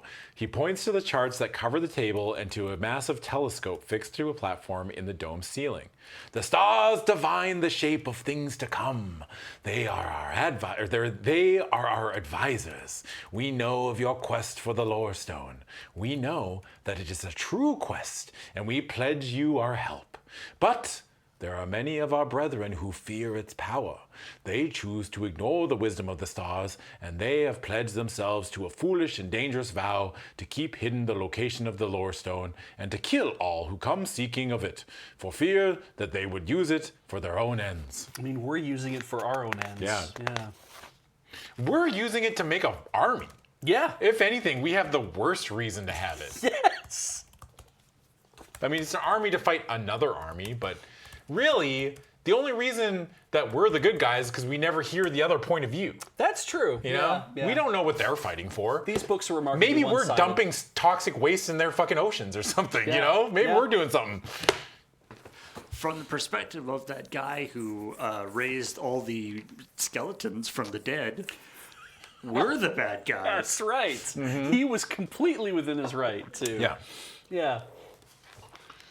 All right. Suddenly, the words are cut short by the beating of fists against the observatory door. Your horse has been discovered. I know that's not what they meant, but like, is the horse at the door? Yeah. Boss! They found me! What do I do? We've got the fucking Tex Lone Star horse. It's gonna pull out a shotgun, start shooting people. Holy fuck. Boss, they found me! Give the intruder to us! Scream a chorus of angry voices. Quickly, we must leave at once, says Gwynyon as he ushers you into a smaller room. A hidden catch is pulled, and a secret panel creaks open to reveal an unlit passage. As you follow the sage and his companions into the darkness, you hear the door to the observatory splinter and break open behind you. To continue, turn to 158. Love a secret passage. Yep. Big fan. Mm-hmm. Can our office get a secret passage? Yeah. Sick. That was so easy. It's. Fuck. I remember when we were, because we completely gutted and refinished the entire inside of this place. Yeah. And at the time, we were like, oh, it would be fun if we had like a bunch of secret. It's like that would also just be like a massive waste of space. Like Space, money, a bunch of other things. But it's like, yeah. How come the floor plan of this is like half the size of it's supposed to be? could you imagine the payoff of putting a secret door in Studio A? Yeah. That we didn't mention for like 3 years. And then one day, 2 people are streaming, and then the door, the fucking green screen wall opens? Yeah. Come Somebody on, bro. walks in from the other side. Yeah, carrying like a crate of shit, and then just walks off, and like, that's it? Do you know how funny that is? It is kind of fantastic. I do love it. Yeah. Yeah. The payoff, dude. I mean, if there is a secret door, maybe we wouldn't tell you about it. Yeah, that's true. Maybe I'm the red herring. Like, all right, Adam, we need you to plant a seed for like a payoff 6 years from now. Yeah. You know? It's going to be all green screened out so no one can tell it's there. I'd be like, yes, my captain. Oh, captain, my captain. The passage leads to a vaulted cellar, as cold and silent as a tomb. Gwinion talks with his brothers, and then they hurry off towards a distant portal. Now, a portal or like a doorway? Because when they say portal, I always assume it's like, Yeah. you know? Yeah. No, they got to mean a doorway. As they disappear into the darkness, he returns to your side. His face is somber, but composed. The lowest stone of Veredes was hidden in the crypt of the Cathedral of Takaro by Lady Sinead. Sinead? Is it Sinead? Lady Sinead? Yeah, it's probably Sinead. One of the main protagonists of the War of the Lore Stone. See companion book, The War of the Lore Stone. Nobody ever calls anybody else a protagonist. Yeah, You know? that's true. Hidden in the crypt of the Cathedral of... Okay, you're still going, I guess. This key belonged to her and will unlock the tomb in which it lies. He produces a silver key from his sleeve and gives it to you. My brothers will provide a swift horse for your journey. When the observatory clock strikes midnight, enter the portal and follow the passage to the end. It passes beneath the city wall. Your horse will be waiting where the passage comes to the surface. Just smoking a cigarette, waiting for you to show up. Hey, boss. Holy fuck. You are welcome to take any items you wish from this cellar that may be of use to you in your quest. May Kai and Ashir always protect you, Lone Wolf. You nod your thanks and watch as Gwinion disappears into the portal. The cellar is well stocked with provisions, and you find the following items that could be of use to you on your journey to Takaro. Quarterstaff, enough food for 3 meals, mace, brass whistle, rope, short sword. I'm going to take a brass whistle and enough food for 3 meals, and that's it. That's all you need, really? Yeah. I was going to say... you didn't want to have an extra rope so you can make a long rope? Oh, yeah. Wait, whoa. Yeah. Rope times 2. Yeah, rope times 2. And a brass whistle. The funky whistle. Yeah. I know we made that whistle joke at some point, probably multiple times, but I'm going to make it every time. Only 2 of them got special rings. Yeah. Still one of the best jokes. That I think it's one of the best jokes. Yeah, real clean. Yeah. Together with Sinead's silver key that Gwinion gave you, record this in a special item. Yeah, got to keep that one too. Yeah. Silver. So they don't. So they're just calling it a small silver key on the thing. So they eventually determined that Sinead doesn't matter to this entire storyline. No. That's too bad. Time to start fighting the real fucking enemy, and then they rip a picture of the Pope in half. I saw that live. What? Yeah, Really? yeah. Like in person? No, I was watching SNL. Oh, okay. I was like, you were there? The What thing the is, fuck? everyone else has seen the thing happen. They Yeah. saw it after the fact, and I was watching SNL live one night, and then all of a sudden she's like, fight the real enemy, and she tears the thing in half, and I'm like, okay, what any of that meant? And the next day it's go to school and try to talk to your friends about, does anyone know why that happened? And none of us know. Anybody know why the Sinead O'Connor? tore a picture of the Pope in half? What happened? Nobody knows what's going on. Yeah. All right. Special item, maximum blah, blah, blah, blah, blah. Da-da-da. You collect together all the items you wish to keep and settle down for a long wait until midnight. Turn to 175. Me at the video game release. Me waiting outside EV Games. It's like a low crouch. Waiting for Skyrim. 175. When the observatory clock strikes midnight, you are poised and ready to enter the portal. You follow a dry stone passageway until you arrive at an iron door. It opens with a grating squeal, and a gust of damp, earthy air mixed with a strange sweetness billows out. Before you, a narrow stone stairway twists away into the darkness. You are forced to tread carefully on the moss-green slippery steps. At the bottom of the stairs, a rough-hewn tunnel disappears off towards the west. You press on and eventually arrive at another iron door. Gwinion has kept his word. Beyond the door awaits a fine liver chestnut mare. Sorry, excuse me. I'd never heard that description before. A fine liver? Yeah, fine liver chestnut mare. I think it must be. Is the color liver chestnut? I guess. I guess so. Yeah. Like we all know what color liver is, right? It's like a darker red. Yeah, right? yeah. That's what I picture anyway. I've never seen a liver like laid out, exposed for the sins of everyone to see. Like, you know what I mean? But I assume most organs are all the same color. Yeah. Yeah. I think so. Yeah. Where am I? Saddled Small and ready to liver, ride. blah, blah, blah. Eventually ride. Why can't I? Carefully towards a press on. Saddle and ready to ride. There we go. You may wish to make a note. You have visited the city of Veretta for future reference. Yeah, can you make a note, Beej, please? You are in a small copse close to a highway junction. In the light of the moon, you can see a signpost that indicates 2 destinations, Amory and Soren.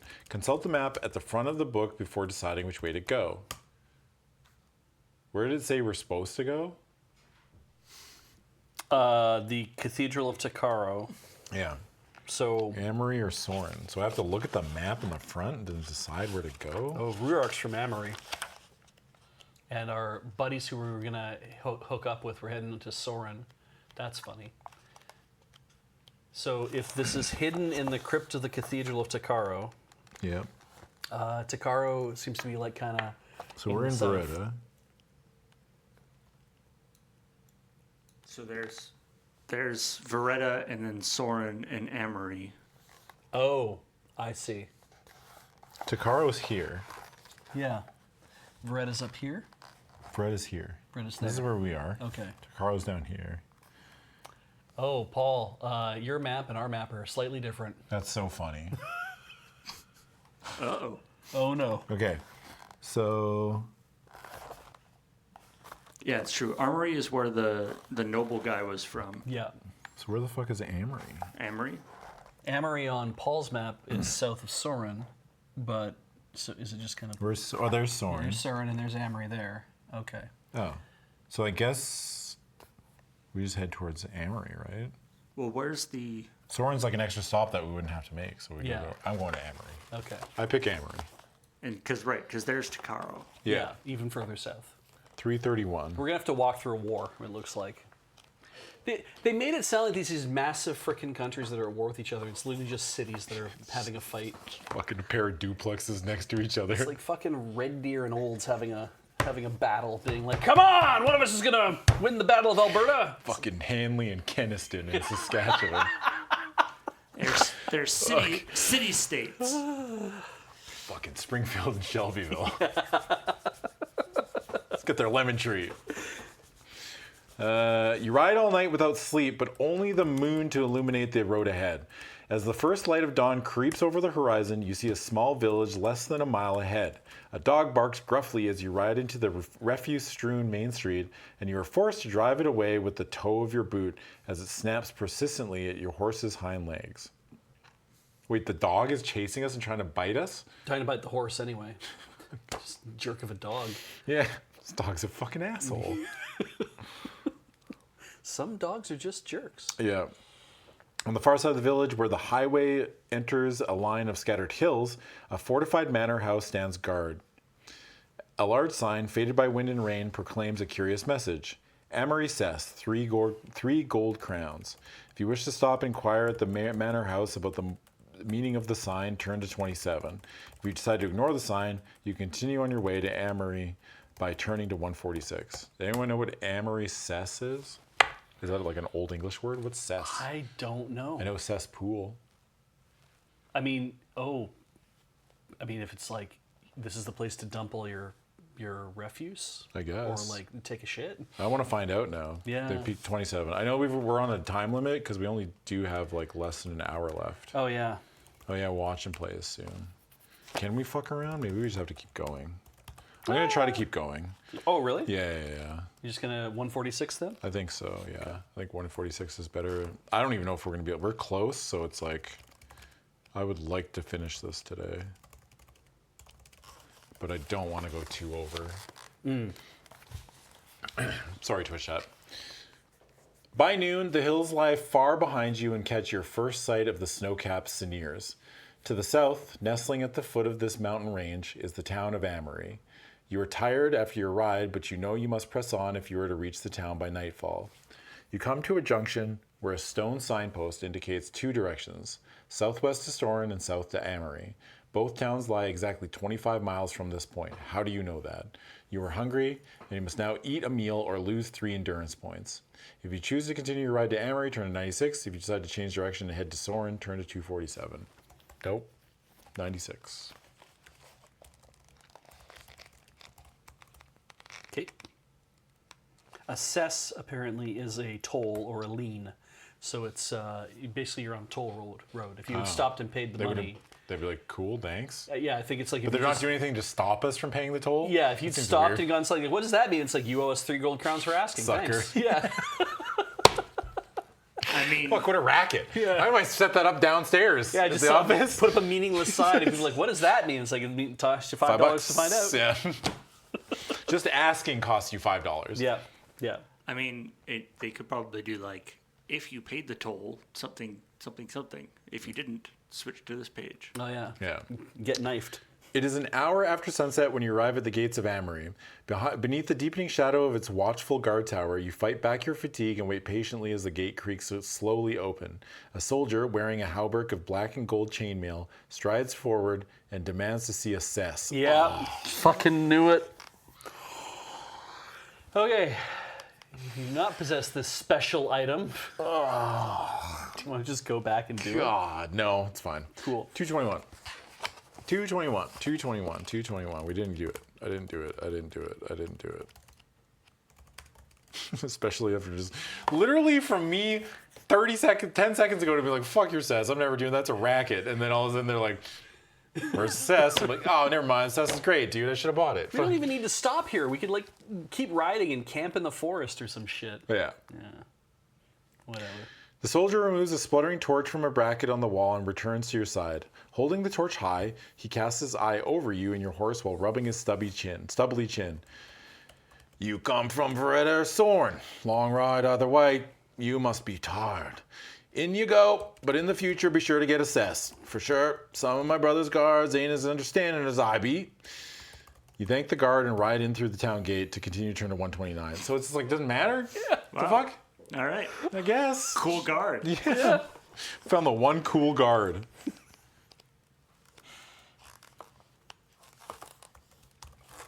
$129. This book is so creaky. Yeah. You figured it out. It's just like, these are just things to, charge poor people. Yeah. Yeah. Yeah. Yeah. Suddenly, the situation ignites like a keg of dwarven boom powder. Alarm bells ring, gruff voices bellow and scream, and the crunching of iron-sided boots on stone echoes around the town. A troop of soldiers surround you, their faces twisted and unnatural in the glare of their flaming torches. Your senses have been dulled by fatigue, and you are dragged from the saddle and disarmed before you can resist. Cold iron chains are wound tightly around your arms and body, and roughly you are pushed into a gray stone jail. A wave of terror engulfs you as you catch a fleeting glimpse of a poster pasted on the jail door. You see your own face before you. Beneath it is written, "Sentenced to death by order of Lord Rourke, Highborn of Amory."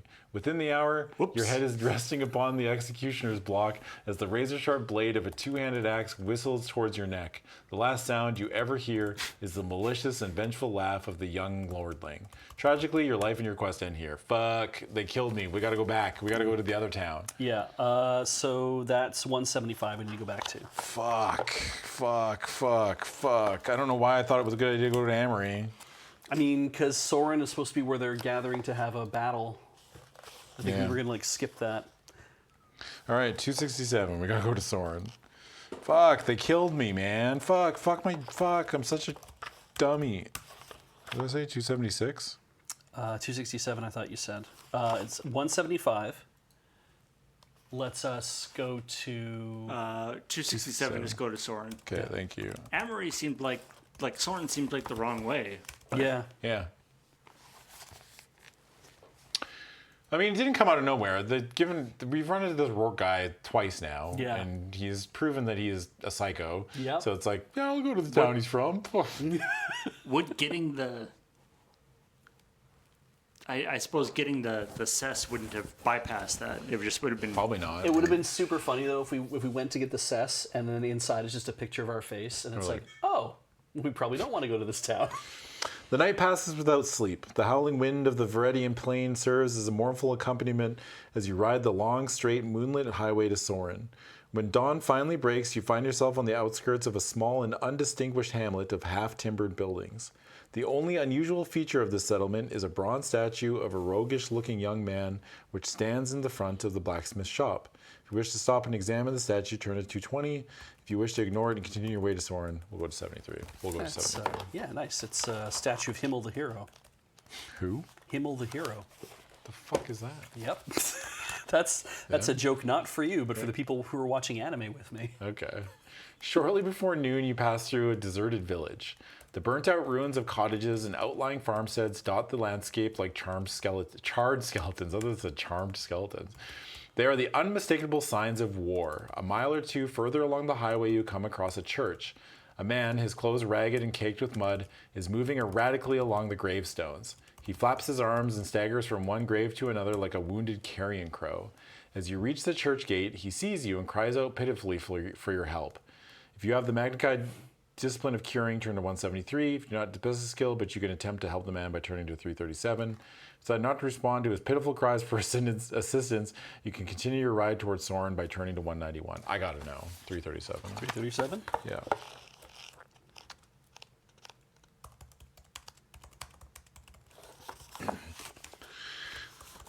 Gotta know why this man is so dirty. Suddenly, a dozen grim-faced robbers spring up from behind the churchyard wall. The wounded man straightens himself and unsheaths a rusty scimitar. An evil cackle issues from his black-toothed mouth as he advances towards you. The robbers vault the stone wall and run at you from all sides, brandishing their tarnished weapons above their heads. Due to their superior numbers, you may only evade this confrontation in the first round of combat. If you wish to evade the grave robbers by galloping away towards the west, turn to 191. If you decide to fight them and win, turn to 40. 191. Oh, we're going to try to get away first. Yeah, Nice. yeah. I mean, the rule is, if we can avoid combat, Absolutely. kind of have to. Unless I die. I don't. No. Okay. Sick. We just avoid one round is what it sounds like. You are tired after your long night's ride, but you know that you must press on regardless if you are to reach the town of Sorin by nightfall. When you come to a shallow stream that crosses the highway, you stop briefly at this ford to wash and rest for a while. You must now eat a meal or lose 3 endurance points. Next to the ford, there stands a wooden signpost pointing to the west. Sorin, 25 miles. Turn to 102.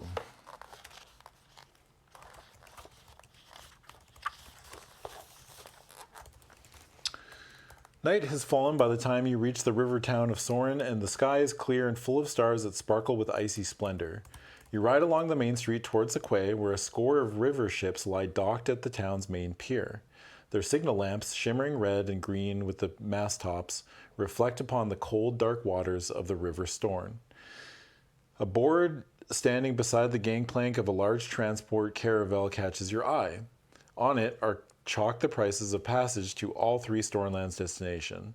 Luyan, 10 gold coins, Rem, 15, Eula, end user license agreement, 20.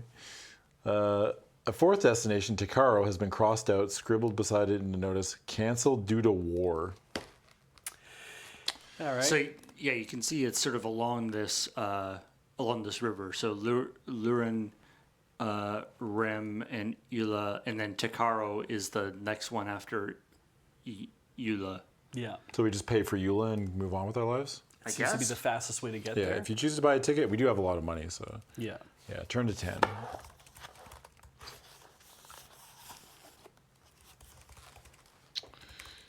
A jovial man with long strands of hair hanging down from the point of his chin lies in a hammock suspended at the end of the gangplank.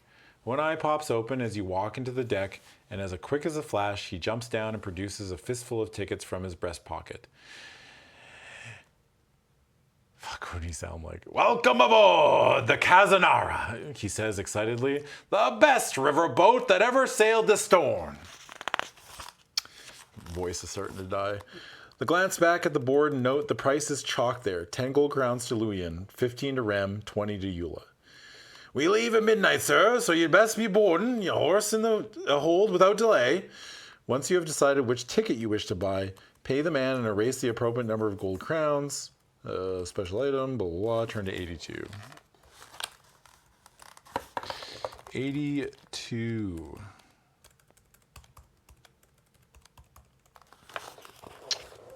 Was 20?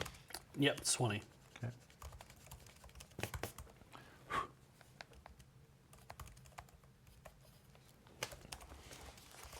Ghost ship, cursed voyage, etc., etc. Yeah. Right, shit, I forgot about that. The hold of the riverboat is full of horses. These are not the slow cart horses favored by Stornland's merchants, but strong and sturdy mounts that carry many scars of battle upon their muscular flanks. The horses are hot. You unsaddle your mare, load her manger with feed, and then make your way back to the deck. As you emerge from the hold, a voice calls out to you, and you raise your wary eyes. It is the captain, the mercenary leader whom you ran across at the inn at the Crossed Swords. Well met, my friend, he cries. He cries and slaps you enthusiastically on the shoulder. So you changed your mind. You have come to join my band of fearless fighters. Before you have a chance to answer, the captain and his men, who are all noticeably the worst for drink, stumble past on a quest for the utmost importance, a search for the boat's wine store. You are too tired and weary to follow them. The thought of your cabin, bed, and a good night's sleep is all that interests you now. To continue, turn to 341. You know what bothers me? We What? still don't know this captain's name. Nope. Don't need to. They're hot. You know? That's true. Yeah. We still don't know the name of the mercenary captain we met on that day. With your horse stabled safely in the hold of the Kazanara, all that remains for you to do now is to find your cabin. This proves to be a tiny room at the bow, but it is not. At least it has a comfortable bunk, and you fall asleep as soon as your head touches its feathered pillow. You wake an hour after dawn and peer out into the circular porthole of the shadowy riverbank. Drizzle obscures all detail of the sky, and the sky is tinged with gray. As day approaches, the river mist grows thicker and whiter, and you go up on deck. The captain stands alone at the rail, the shoulders of his leather cloak soaked by the cold drizzle. He nods you a welcome and points towards the Sneer Mountains, now hidden in the mist. This foul weather robs us of landmarks, and by my reckoning, we should be in Luyen by noon. You stare into the gray, damp air and pull your cloak closely around your shoulders. If you have completed the lore circle of Solaris, i.e. you have the Magna Chi disciplines of invisibility, hunt mastery, and passmanship, turn to 131. What the? How the fuck did you do that? Well, no, I just looked at the sections. Oh. Yeah. They tell you ahead of time. Okay. Yeah, it's not that. How did you Beej. pick all three? You're just you're reading too much. Into Okay, it. good. Jesus. Yeah. No, Bob. They tell you 131. Oh my god. I was like, these three are together. I'm going to pick all three of these. Although I'm disappointed that invisibility hasn't become more of a thing. Yeah. I guess it's about to. You never know. Your keen eyesight enables you to make out a line of dark shapes in front of the ship. It is a line of logs chained together, a boom lying directly in the path of the riverboat. Instantly, you recognize the danger and rush to the bridge to warn the helmsman. Look out! There's a boom across the river! Desperately, he spins the ship's wheel, but it is too late to avoid the collision. The screech of twisting metal and splintering wood tears through the silence as the Kazanara swings broadside on into the line of chained logs. You brace yourself and hang on tightly as the boat lurches and then rocks back and forth. To continue, turn to 224. Excuse me. Do you want a lozenge for your throat? No, I'm good. Alrighty. Yeah. 224. 224. Nars teeth, cries the captain. Have we run aground? As the words leave his lips, a grapnel and rope drop from the sky and bite into the ship's wooden rail. More follow, and through the swirling mist, you can now make out the shapes of longboats approaching. River pirates, shouts the helmsman. Prepare to repel boarders. Further along the deck, one of the captain's crew is felled by a thrown knife. His comrades rush to his aid, but they fail to reach him in time. The river pirates are pouring over the side of the boat, and he is callously trampled underfoot. Battle order! Bellows the captain, and immediately his crew respond to linking their shields and holding their ground. A swarm of grim-faced pirates are now boarding close by. One of their number, a lean man with only one ear and a split nose, smiles at you with anticipation. His lips are drawn back from his teeth, and his eyes are wide with excitement. He is relishing the thought of ending your life. If you have a bow and you wish to use it, turn to 170. If you choose to prepare for combat by other means, turn to 92. If you decide to evade combat, turn instead to 286. Oh, well. Yeah, well, we got to evade. 286. That is the rule. We have to evade combat. 286. Illustration overleaf. I was going to say there should be illustrations for this. Wow. Why is his hand so big? Yahweh hands. Yeah, that makes sense. Yeah. You climb a ladder up to the steering deck and draw your legs up only just in time to avoid a razor-sharp cutlass that slices through the wooden rungs like a hot knife through lard. That's heavy. Yeah. At the end of the gangway, one of the boat's crewmen is in combat with a pirate, yet he is no match for the wiry pirate who dispatches him quickly with his knife. The pirate catches sight of you and snatches a fresh blade from the bandolier of daggers that is strapped across his chest. The gangway offers you no cover, and the pirate's hand is now drawn back in readiness to throw the blade. If you have the Magnified Discipline of Hunt Mastery, turn to 314. 314. Serving hunt. You crouch down in readiness to avoid the dagger that is whistling towards your chest. Your eye follows the glinting blade, anticipating its path with perfect accuracy. The pirate gasps with amazement when you run straight towards the dagger and twist aside at precisely the right second to allow the blade to pass harmlessly beneath your raised arm. Unnerved by the shock of your bold approach, the pirate is unprepared for your attack. Before he can recover his senses, you send him tumbling backwards over the side of the boat into the cold, deep waters of the Storm. Turn to 254. So he did a matrix dodge. I was kind of hoping you'd like catch the dagger and throw it back at him or something. Yeah. I was just hoping we dodge it and then shoot him with our fucking tactical nuke sword. Yeah. Why is that never just option number one? I know. You know? Right? It's like you're given the most powerful weapon in the game, you just keep using it. Yeah. Yeah.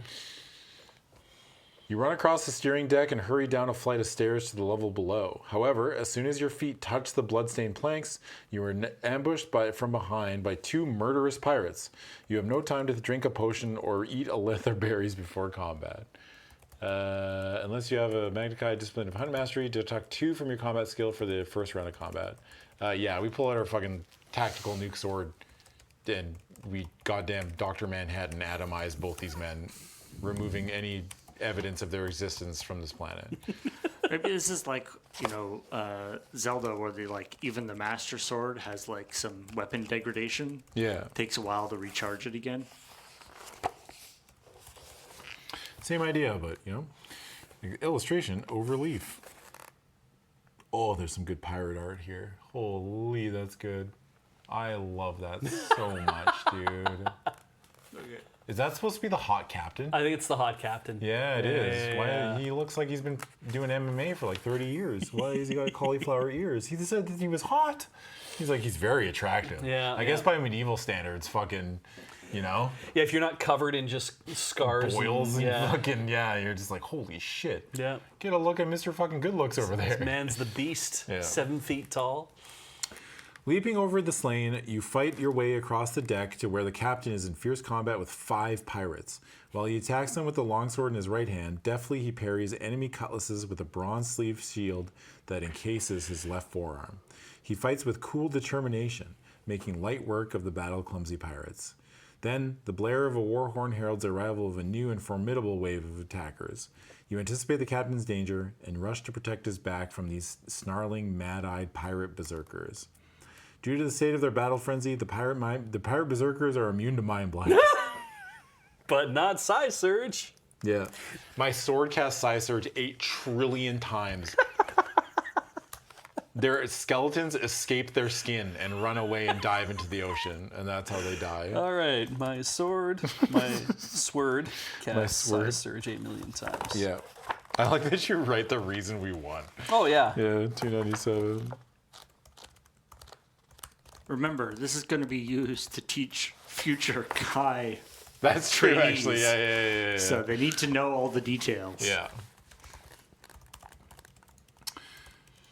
The tide of battle is now turned in your favor. The pirates came looking for easy plunder, but your furious resistance has broken their nerve. They flee from the decks, scrambling hurriedly into the longboats to escape. The captain follows and hews at them with his sword. He cuts a bloody trail to the ship's rail and grabs the pirate leader by the scruff of his neck. Then he rams the man's head against the mainmast once, twice, 3 times, with a rage that splits the timber and cracks the pirate's leather-clad skull. Ah! He cries gleefully. Like I've always said, the Deldenians have no head for a fight. Yes, a quip. The battle ends as swiftly as it began, with the surviving pirates melting away like phantoms into the mist. There are only a few casualties among the mercenaries, but the boat's crew has been decimated. The pirate berserkers trapped them below decks and slaughtered them. Only one escaped their murderous blades. The captain takes command, marshalling repairs and overseeing the burial of the dead. The captain was impressed by your martial prowess and courage during the assault, and noticing how you are admiring his sleeve shield, he offers to swap it for any one piece of armor you possess, any helmet, any shield, any waistcoat. He explains its bronze hue comes from the metal it wrought of, namely Bronin, which looks identical to newly cast bronze but will not tarnish with age, and which is a much harder. You know, I've heard that. If you accept, erase your former piece of armor and record the Bronin sleeve shield in your action chart. Blah, blah, blah. It cannot be used in the same time as a shield. As the last of the bodies are swallowed by the river's dark waters, the Kazanera emerges from out of the mist to the welcoming sight of Luyan. We just dump the bodies over into the river? I get, and It seems like bad. Yeah. Well, Wouldn't that be bad? Just dumping dead bodies in a river? yeah. Near a settlement? Yeah, a place that people like eat out of. Drink of? And drink, yeah. You surrogate or whatever. No, you'd have to bury those. Yeah. Yeah. Sick. Do you want to keep the sleep shield? No, I don't want it. All right. Fuck them. Fuck you. I don't care that you're hot. My- Keep your shit. I don't want your gift. My version also doesn't even have that bit. Yeah. Oh, really? Yeah, you can't get a shield.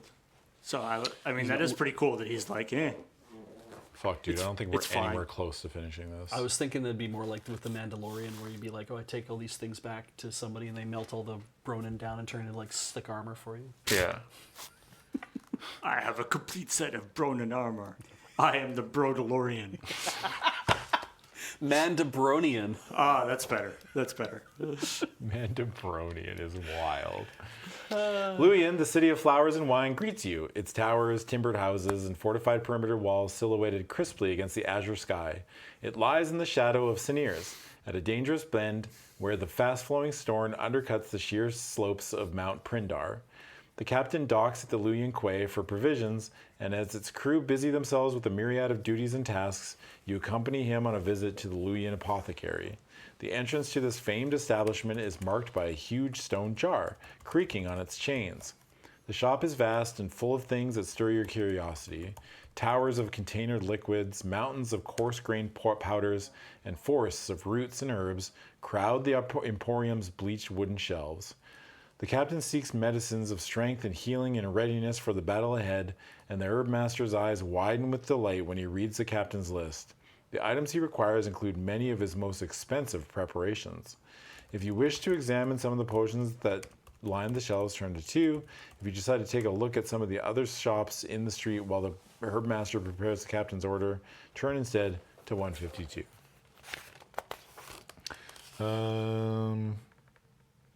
Well, I'll go to 2. All right.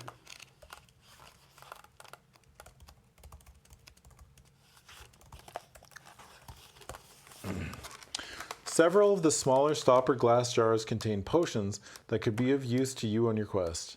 As you peer along the shelves, you look carefully at their labels. None of this really matters. Like Potion of Lomsur is healing. Potion of Galabrush induces sleep for 1 to 2 hours per dose. Holy. I feel like the sleep or the death, like you've done the thing, you did the thing one time where you like put the poison into the food and then killed everybody. That's true. Yeah. Well, we do still have some of that graveweed concentrate. Oh, do you? Yeah. We also have we do also have a Rendalim's elixir. We're doing great then. Yeah. I'm going to take the Potion of Galabrush. Okay. Yeah, that seems interesting. Yeah.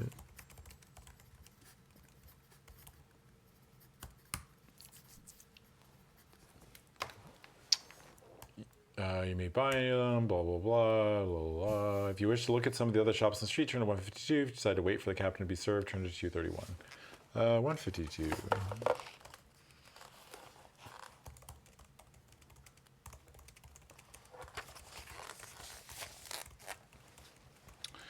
You agree to meet the captain in the apothecary in 1 hour's time before beginning your exploration of Luyan. Further along the street, you notice a dusty shop window full of weapons. Above the door, you see the sign, Demico's Weapon Shop, all weapons bought and sold. If you choose to enter the second-hand weapon shop, turn to 98. Decide to continue along the street, turn to 275. I don't think we need weapons. Okay. 275.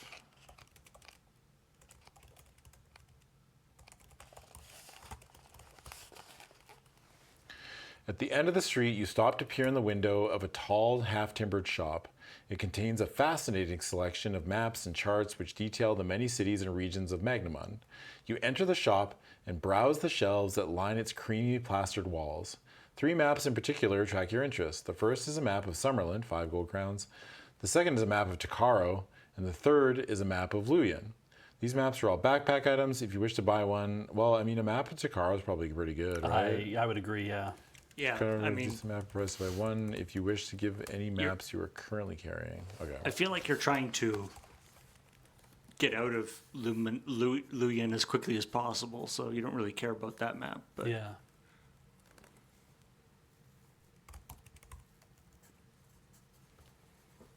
And I think you kind of have a map of Summerland. Like, that's just in the book, isn't it? Yeah. That's where we're from. Of course we have a Yeah. map for there. Turn to 231.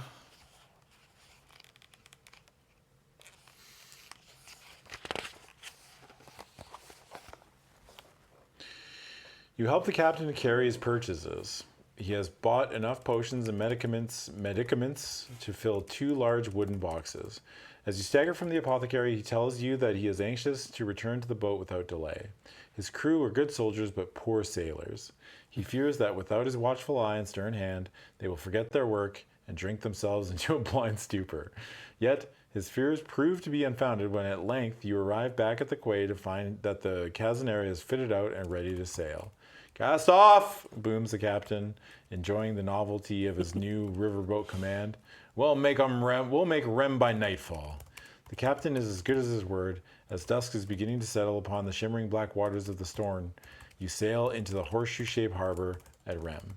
Continue. Turn to 124.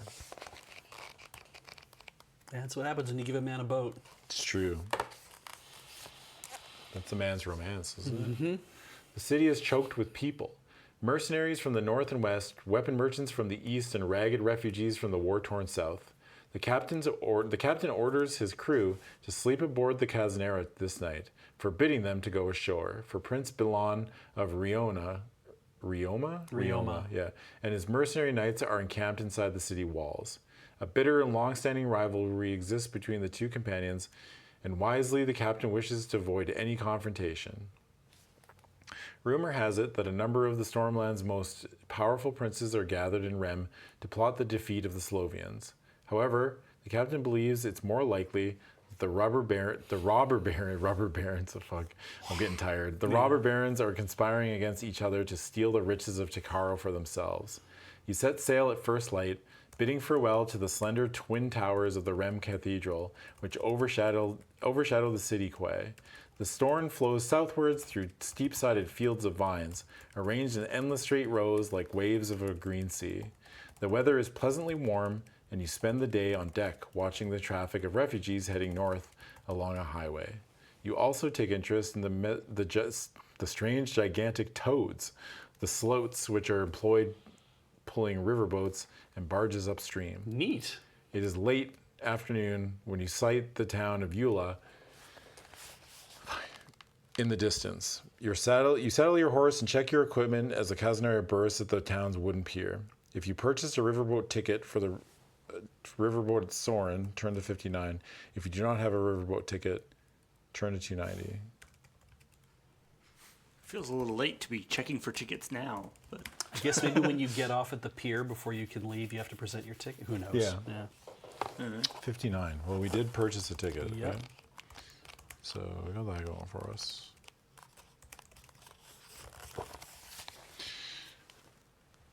You sense that the time has come for you to decide whether to stay with the captain or leave his company and ride to Takaro alone. If you choose to stay with the captain, turn 290. If you decide to take a ride to Takaro alone, turn to 11. 11 it is. Because he's not going to Takaro, is he? I didn't think he was. I don't think so. I guess this is if we didn't know we were supposed to do that, but yeah. Well, we already kind of feel like we're going. Anyway, it doesn't matter. 11. The town of Eula has been transformed into a huge army encampment, its people having long since fled to the north, abandoning their homes and livestock to the gold-hungry mercenaries. Soldiers from a dozen different nations rub shoulders with fighters of Drodaran and even evil origin, are united by their common greed. As you watch endless columns of troops marching towards the pall of black smoke arising in the south, your heart begins to sink. The city in which the Lorestone can be found, Takaro, is now a city under siege. It is also a fortified city, one that can withstand the onslaught of 10,000 soldiers. As you ride across the soot-blackened fields towards the siege works and entrenchments lining the bands of the River Quarrel, you curse this feudal war that is threatening to defeat your vital quest. As you continue, turn to 280. Some good art there. That art is ugly fantastic. sucker. Yeah. Is it like an orc? I guess orcs exist. Yeah. Or it's just it's like a... Or he's a really tall guy, and the guy in front of him is a really short guy. Yeah. Or it's Mickey Rourke from Sin City. Yeah. 280. 280 snowboarding.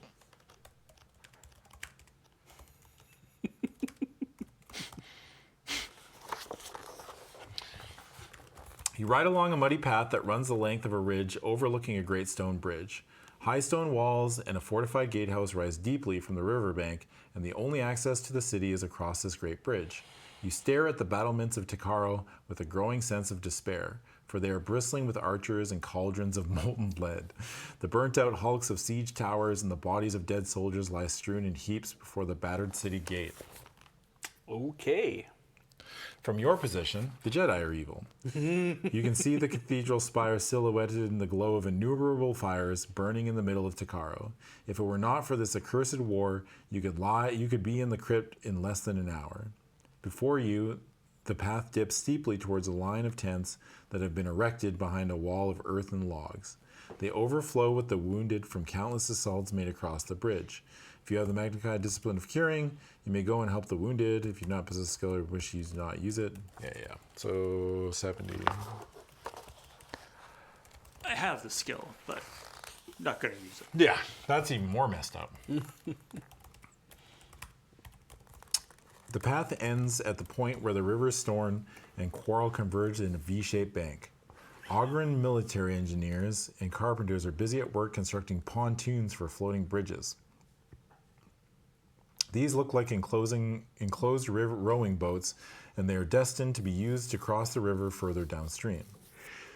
Staring out across the water, you notice a dark shadow on the opposite banks. It looks like the entrance to a small cave located at the base of the city wall. After concentrating upon it for a few moments, you were able to make out a dull crisscross of metal bars. It is not a cave, it's a sewer outfall. If you wish to ask the blue-skin Ogrens what they know about the sewer outfall, turn to 133. If you want to attempt to take one of the pontoons and row across the river, turn to 163. If you decide to swim across the river, turn to 171. I'm going to try to take one of the pontoons. Yeah, that sounds like fun. 163. Yeah, I feel like swimming through the river with sewer outfall going directly into it might not be the greatest. Don't swallow. Be like swimming in the Seine. Ugh. 20 yards out from the bank, you hear a cry go up. Stop that thief! The Ogrens drop their tools and scurry to the water's edge. Some of them have bows, which hurriedly they load and fire. Pick a number in a random number table, 3 or lower, 4 or higher. I'm going to say 4 or higher for expedience. Hey, does this say if you have the Magnified Discipline of Invisibility, add 4 to the number you picked? Oh. Yep. Ha-ha! We did it. We found an invisibility use. All right. 229. I'm invisible. Can you see Instant me? win. 229. They're like, oh wait, no. There's just a boat rowing itself across the river. Don't worry. These Ogrons are poor archers, even in the best of conditions. In the gathering gloom, they fail to drop an arrow anywhere within 10 feet of you. God damn, do you really have to be that specific? You gotta point it out. Keeping your head low, you paddle across to the far side. As soon as the pontoon guard grounds on the stony bank, you slip ashore and creep across the rocks towards the sewer outfall. To continue, turn to 249.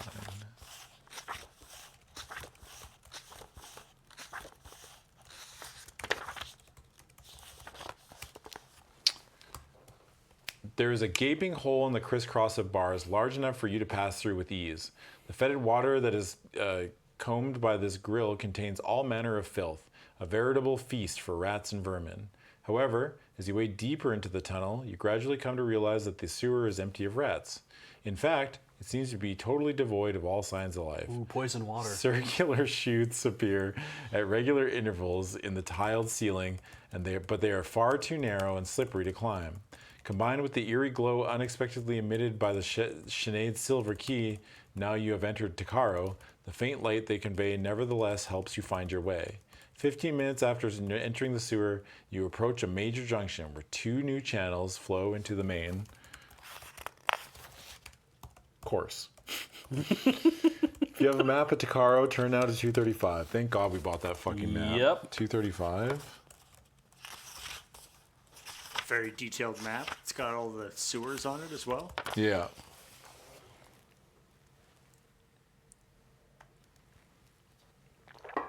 Okay. In the dim light of the sewer, you can only just discern the outlines of the curtain wall and the streets of Takaro on your map. The cathedral is located in the center of the city, approximately half a mile from the point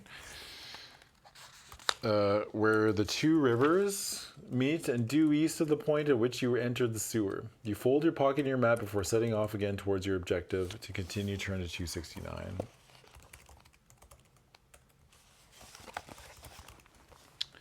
A 100 yards further along the passage, you see a flight of stone steps. They ascend to a stone trapdoor, which is set flush into the ceiling. If you choose to investigate the trapdoor, turn to 107. Decide to ignore it and continue along the sewer, turn to 120.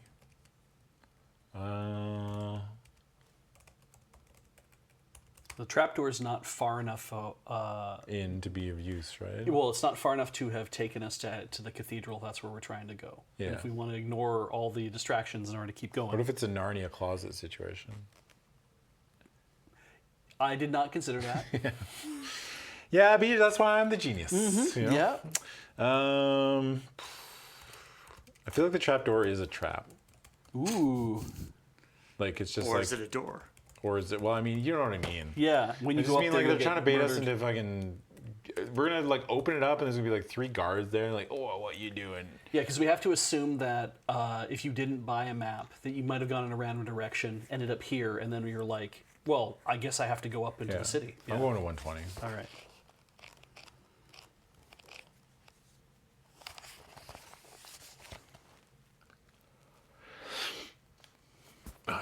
Less than 50 yards along the channel, you see another passage joining the main flow from the right. If you choose to investigate this new passage, turn to 339. If you decide to press on along the main course, turn to 140.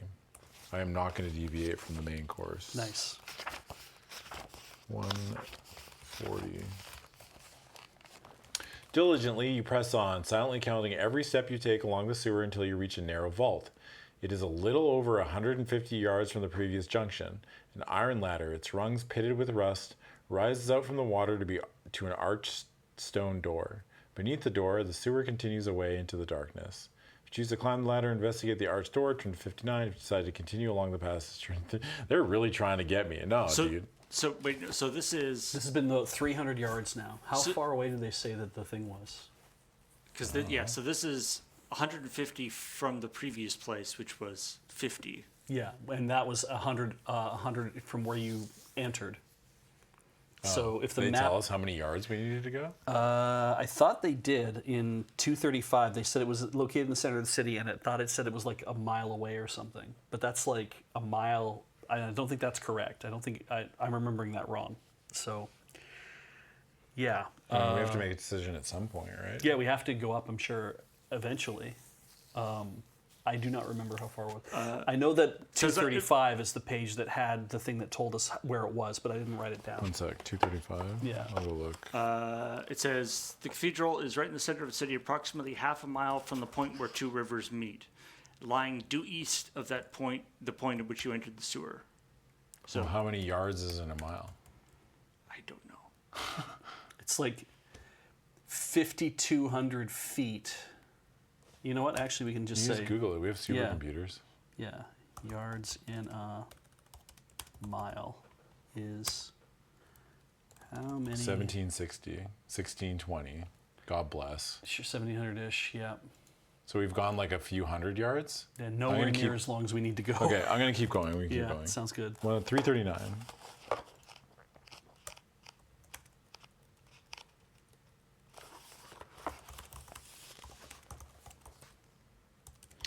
Gradually, the level of the sewer water begins to fall as you climb a ramp that leads to a circular vault, which is even less lit than the tunnel you came from. You stop at the edge of the vault when you sense that there is a pit somewhere in the darkness ahead. If you possess a cult fire sphere or a torch and a tinderbox, turn to 80. Hey, that's me. We have a fire sphere. That's us. Fire sphere, always useful. Truly. We're playing the video game. And by video game, I mean book. Mm-hmm. The flame illuminates a deep circular pit where the floor of the chamber should be. Lying at the bottom is a myriad of human skulls and bones, their surfaces strangely smooth and yellowed as if scoured by a powerful acid. The faintest of sounds makes you glance over your shoulder, and you're frozen with terror by the sight that meets your eyes. A huge, lumbering monster fills the tunnel. It stands over 10 feet tall with thick, twisted limbs and powerful hands. From the tips of its fingers protrude razor-sharp talons that are poised in readiness to rip your flesh. Baleful, monstrous eyes protrude from yellow slits in its glistening head, and a long reptilian tail whips a cloud of dust behind it. Do we not get a picture? That's too bad. Whoa, we just died? Yeah.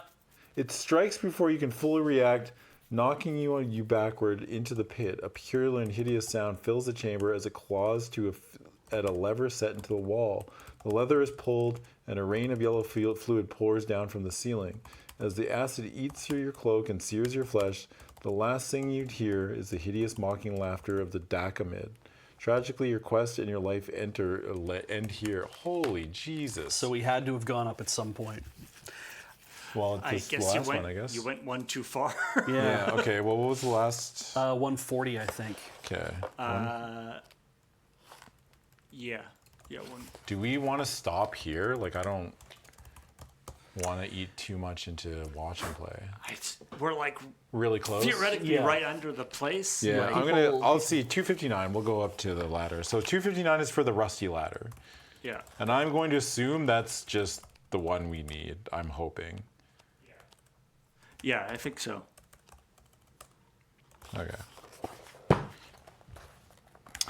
The door is old and decayed. It has not been opened for more than a century. If you were to find out what lies beyond it, you will first have to clear the dirt and rust that jams its hinges. If you have the magnified discipline of Nexus or Psi Search, turn to 186. If you don't have these skills, turn to 156. 156. All right.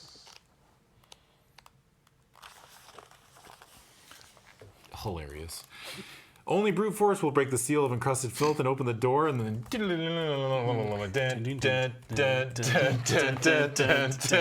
gotta fight the fucking stone. We're fighting the door. To break open the door, yeah. We pull out our fucking goddamn tactical nuke sword and we go BAM! I mean, the fact that you could literally die from a door again is pretty good. It is pretty funny, yeah. Imagine dying to a door. Couldn't be me. That was before we had the sage advice of Beej to stop me from doing such rash things. Paul didn't stop me because Paul thinks it's funny when I die, but Beej doesn't. A piece of Beej dies inside every time my character dies. So you're attacking that door, and I'm like, man, I don't want him to keep going. A little part of me wants him to keep going. I shouldn't lie to myself like that. Yeah. Slowly, the old stone door creaks open, and as the dust settles, you find yourself staring into the forbidden crypt of Takaro Cathedral. Stepping into the chill, stale air, your heart begins to pound loudly in your chest. The lore stone is here. You can feel it. Beams of ashen moonlight filter into the crypt, illuminating a line of somber granite tombs that rest here like sleeping giants under the earth. Clutching the glowing Sinead's silver key, you examine them one by one for the lock that keeps secure the legendary lore stone. At length, you find the lock and insert the key, delete the special item. Look how they say delete. Yeah. But you are suddenly distracted, on the very brink of discovery, by a creature that is advancing upon you through the open sewer door. Turn to 334. Oh, this is probably that Dakamid. The Dakamid. He doesn't have his lever full of acid now. A huge, lumbering monster stalks towards you. It is over 10 feet high with thick, twisted, hairy limbs and large fingers that are tipped by razor-sharp talons. Baleful, monstrous eyes protrude from yellow slits in its glistening head, and a long reptilian tail whips behind it. Its hideous and peculiar gibbering fills the moonlight crypt as it draws nearer and nearer. If you have a bow and wish to use it, turn to 209. If you want to prepare yourself for combat, turn to 344. I think just preparing myself for combat is fine here. 344. It's also closer. Wow. And I flip less pages. It is indeed a Dakamid. Yeah. Hideous creature gurgles with anger as it springs forward and attacks. The beast is immune to Side Surge and Mind Blast. If you play in the veteran mode, you may use the Summer Sword in this battle. What the hell does that mean? I don't know. Anyway, I pull out my Summer Sword. I cock it like a gun, even with the noise. And then the dark mid goes, oh, fuck, and then just explodes. You know? Oh, no. You blow off an arm. Yeah. He does not explode. Yeah. All you do, you reduce his, you got rid of one of his life bars. I blow off a chunk of the dark mid. It goes, no, please. I have so many things to be horny for. And then I'm like, all right, my bad, dog. 310. And now see my true form. Yeah, phase 2. The Dark Souls health bar just refills. You're like, God damn it. The crypt floor is crawling with the severed remains of the monster still writhing blindly forward with maniacal intent. Spider-like, a severed hand climbs your leg and embeds its talons in your flesh. Lose 2 endurance points. As you fight to free yourself from its vice-like grip, the torn pieces of the Dakamid's body gather themselves together for another attack. If you choose to leap forward and strike the creature before it is completely reformed, turn to 323. If you decide to unlock the tomb and retrieve the lore stone, turn to 293. 293. I can't believe we don't have a picture of this thing yet. Yeah, this is a Might be little in weird. the back in the, like... You know, there's the One sec, let me bestiary or look. something. Yeah. Let me look just so we can see if we can find a picture of it. Yeah, kind of. It's the bottom left. It looks kind of like Venom. Yeah. It's Venom. It's Venom. Okay. Yeah, here, one sec. It's a Kind of symbiote. see it. Yeah. It's not really the most focused. Yeah. Yeah, you have Make to it put up. it back on the thing. Yeah. Yeah. It's okay. Ultimately, we can. Paul can probably find them in the bestiary later. As the door creaks open, a sun-like radiance pours out from the tomb and floods the crypt with golden light. Its searing intensity paralyzes the Dakamid. You grasp the lore stone, and your senses reel with newfound wisdom and strength. Instinctively, you raise your weapon and strike the monster at the base of its hideous skull. It gives one last loud and plaintive shriek. Why does it say plaintive? God damn. Yeah. so innocent. Shriek before its unnatural life is extinguished forever. Turn to 350. It's That's only definitely then the last where you see entrance. like the, all the little babies that it had or something. Yeah. See its family. It's got like... Oh wait, here we go. Oh God. Yeah, why does it have that face? Why do you have that art? Have that art? Oh, 2 pages. Dude, look. That is. Yeah. Ugh. Why does it have that Shuddering. If I hit something with a sword and it made that face, I would stop hitting it. I'm Starts shaking. yeah, it's like, I need to go away now. Draw me like one of your Summerlin girls. Yeah. Yes. Draw me like a punctured Dakamid. You know? It's like, fuck me, bro. Stay away. You weirdo. You freak. Holy shit. Yeah, so this book doesn't have any actual sex in it, so this is as close as we get. Yeah. When do I get to fuck the monster? Right! Before your disbelieving eyes, the Dacomit's skin starts to ripple as if a wave is washing beneath its skin. Suddenly, a crisscross of wrinkles appear and layers of transparent bone peel off and fall away from its shell-like skull. Its body becomes hunched, shrinking and folding by the second, until all that is left is a film of dust on the floor of the crypt. Time has at last caught up to this ancient terror. It takes like 8 minutes. You're just watching this the whole time. You're like, fuck, dude. It's clearly a very cool special effects shot that you're playing there. Yeah.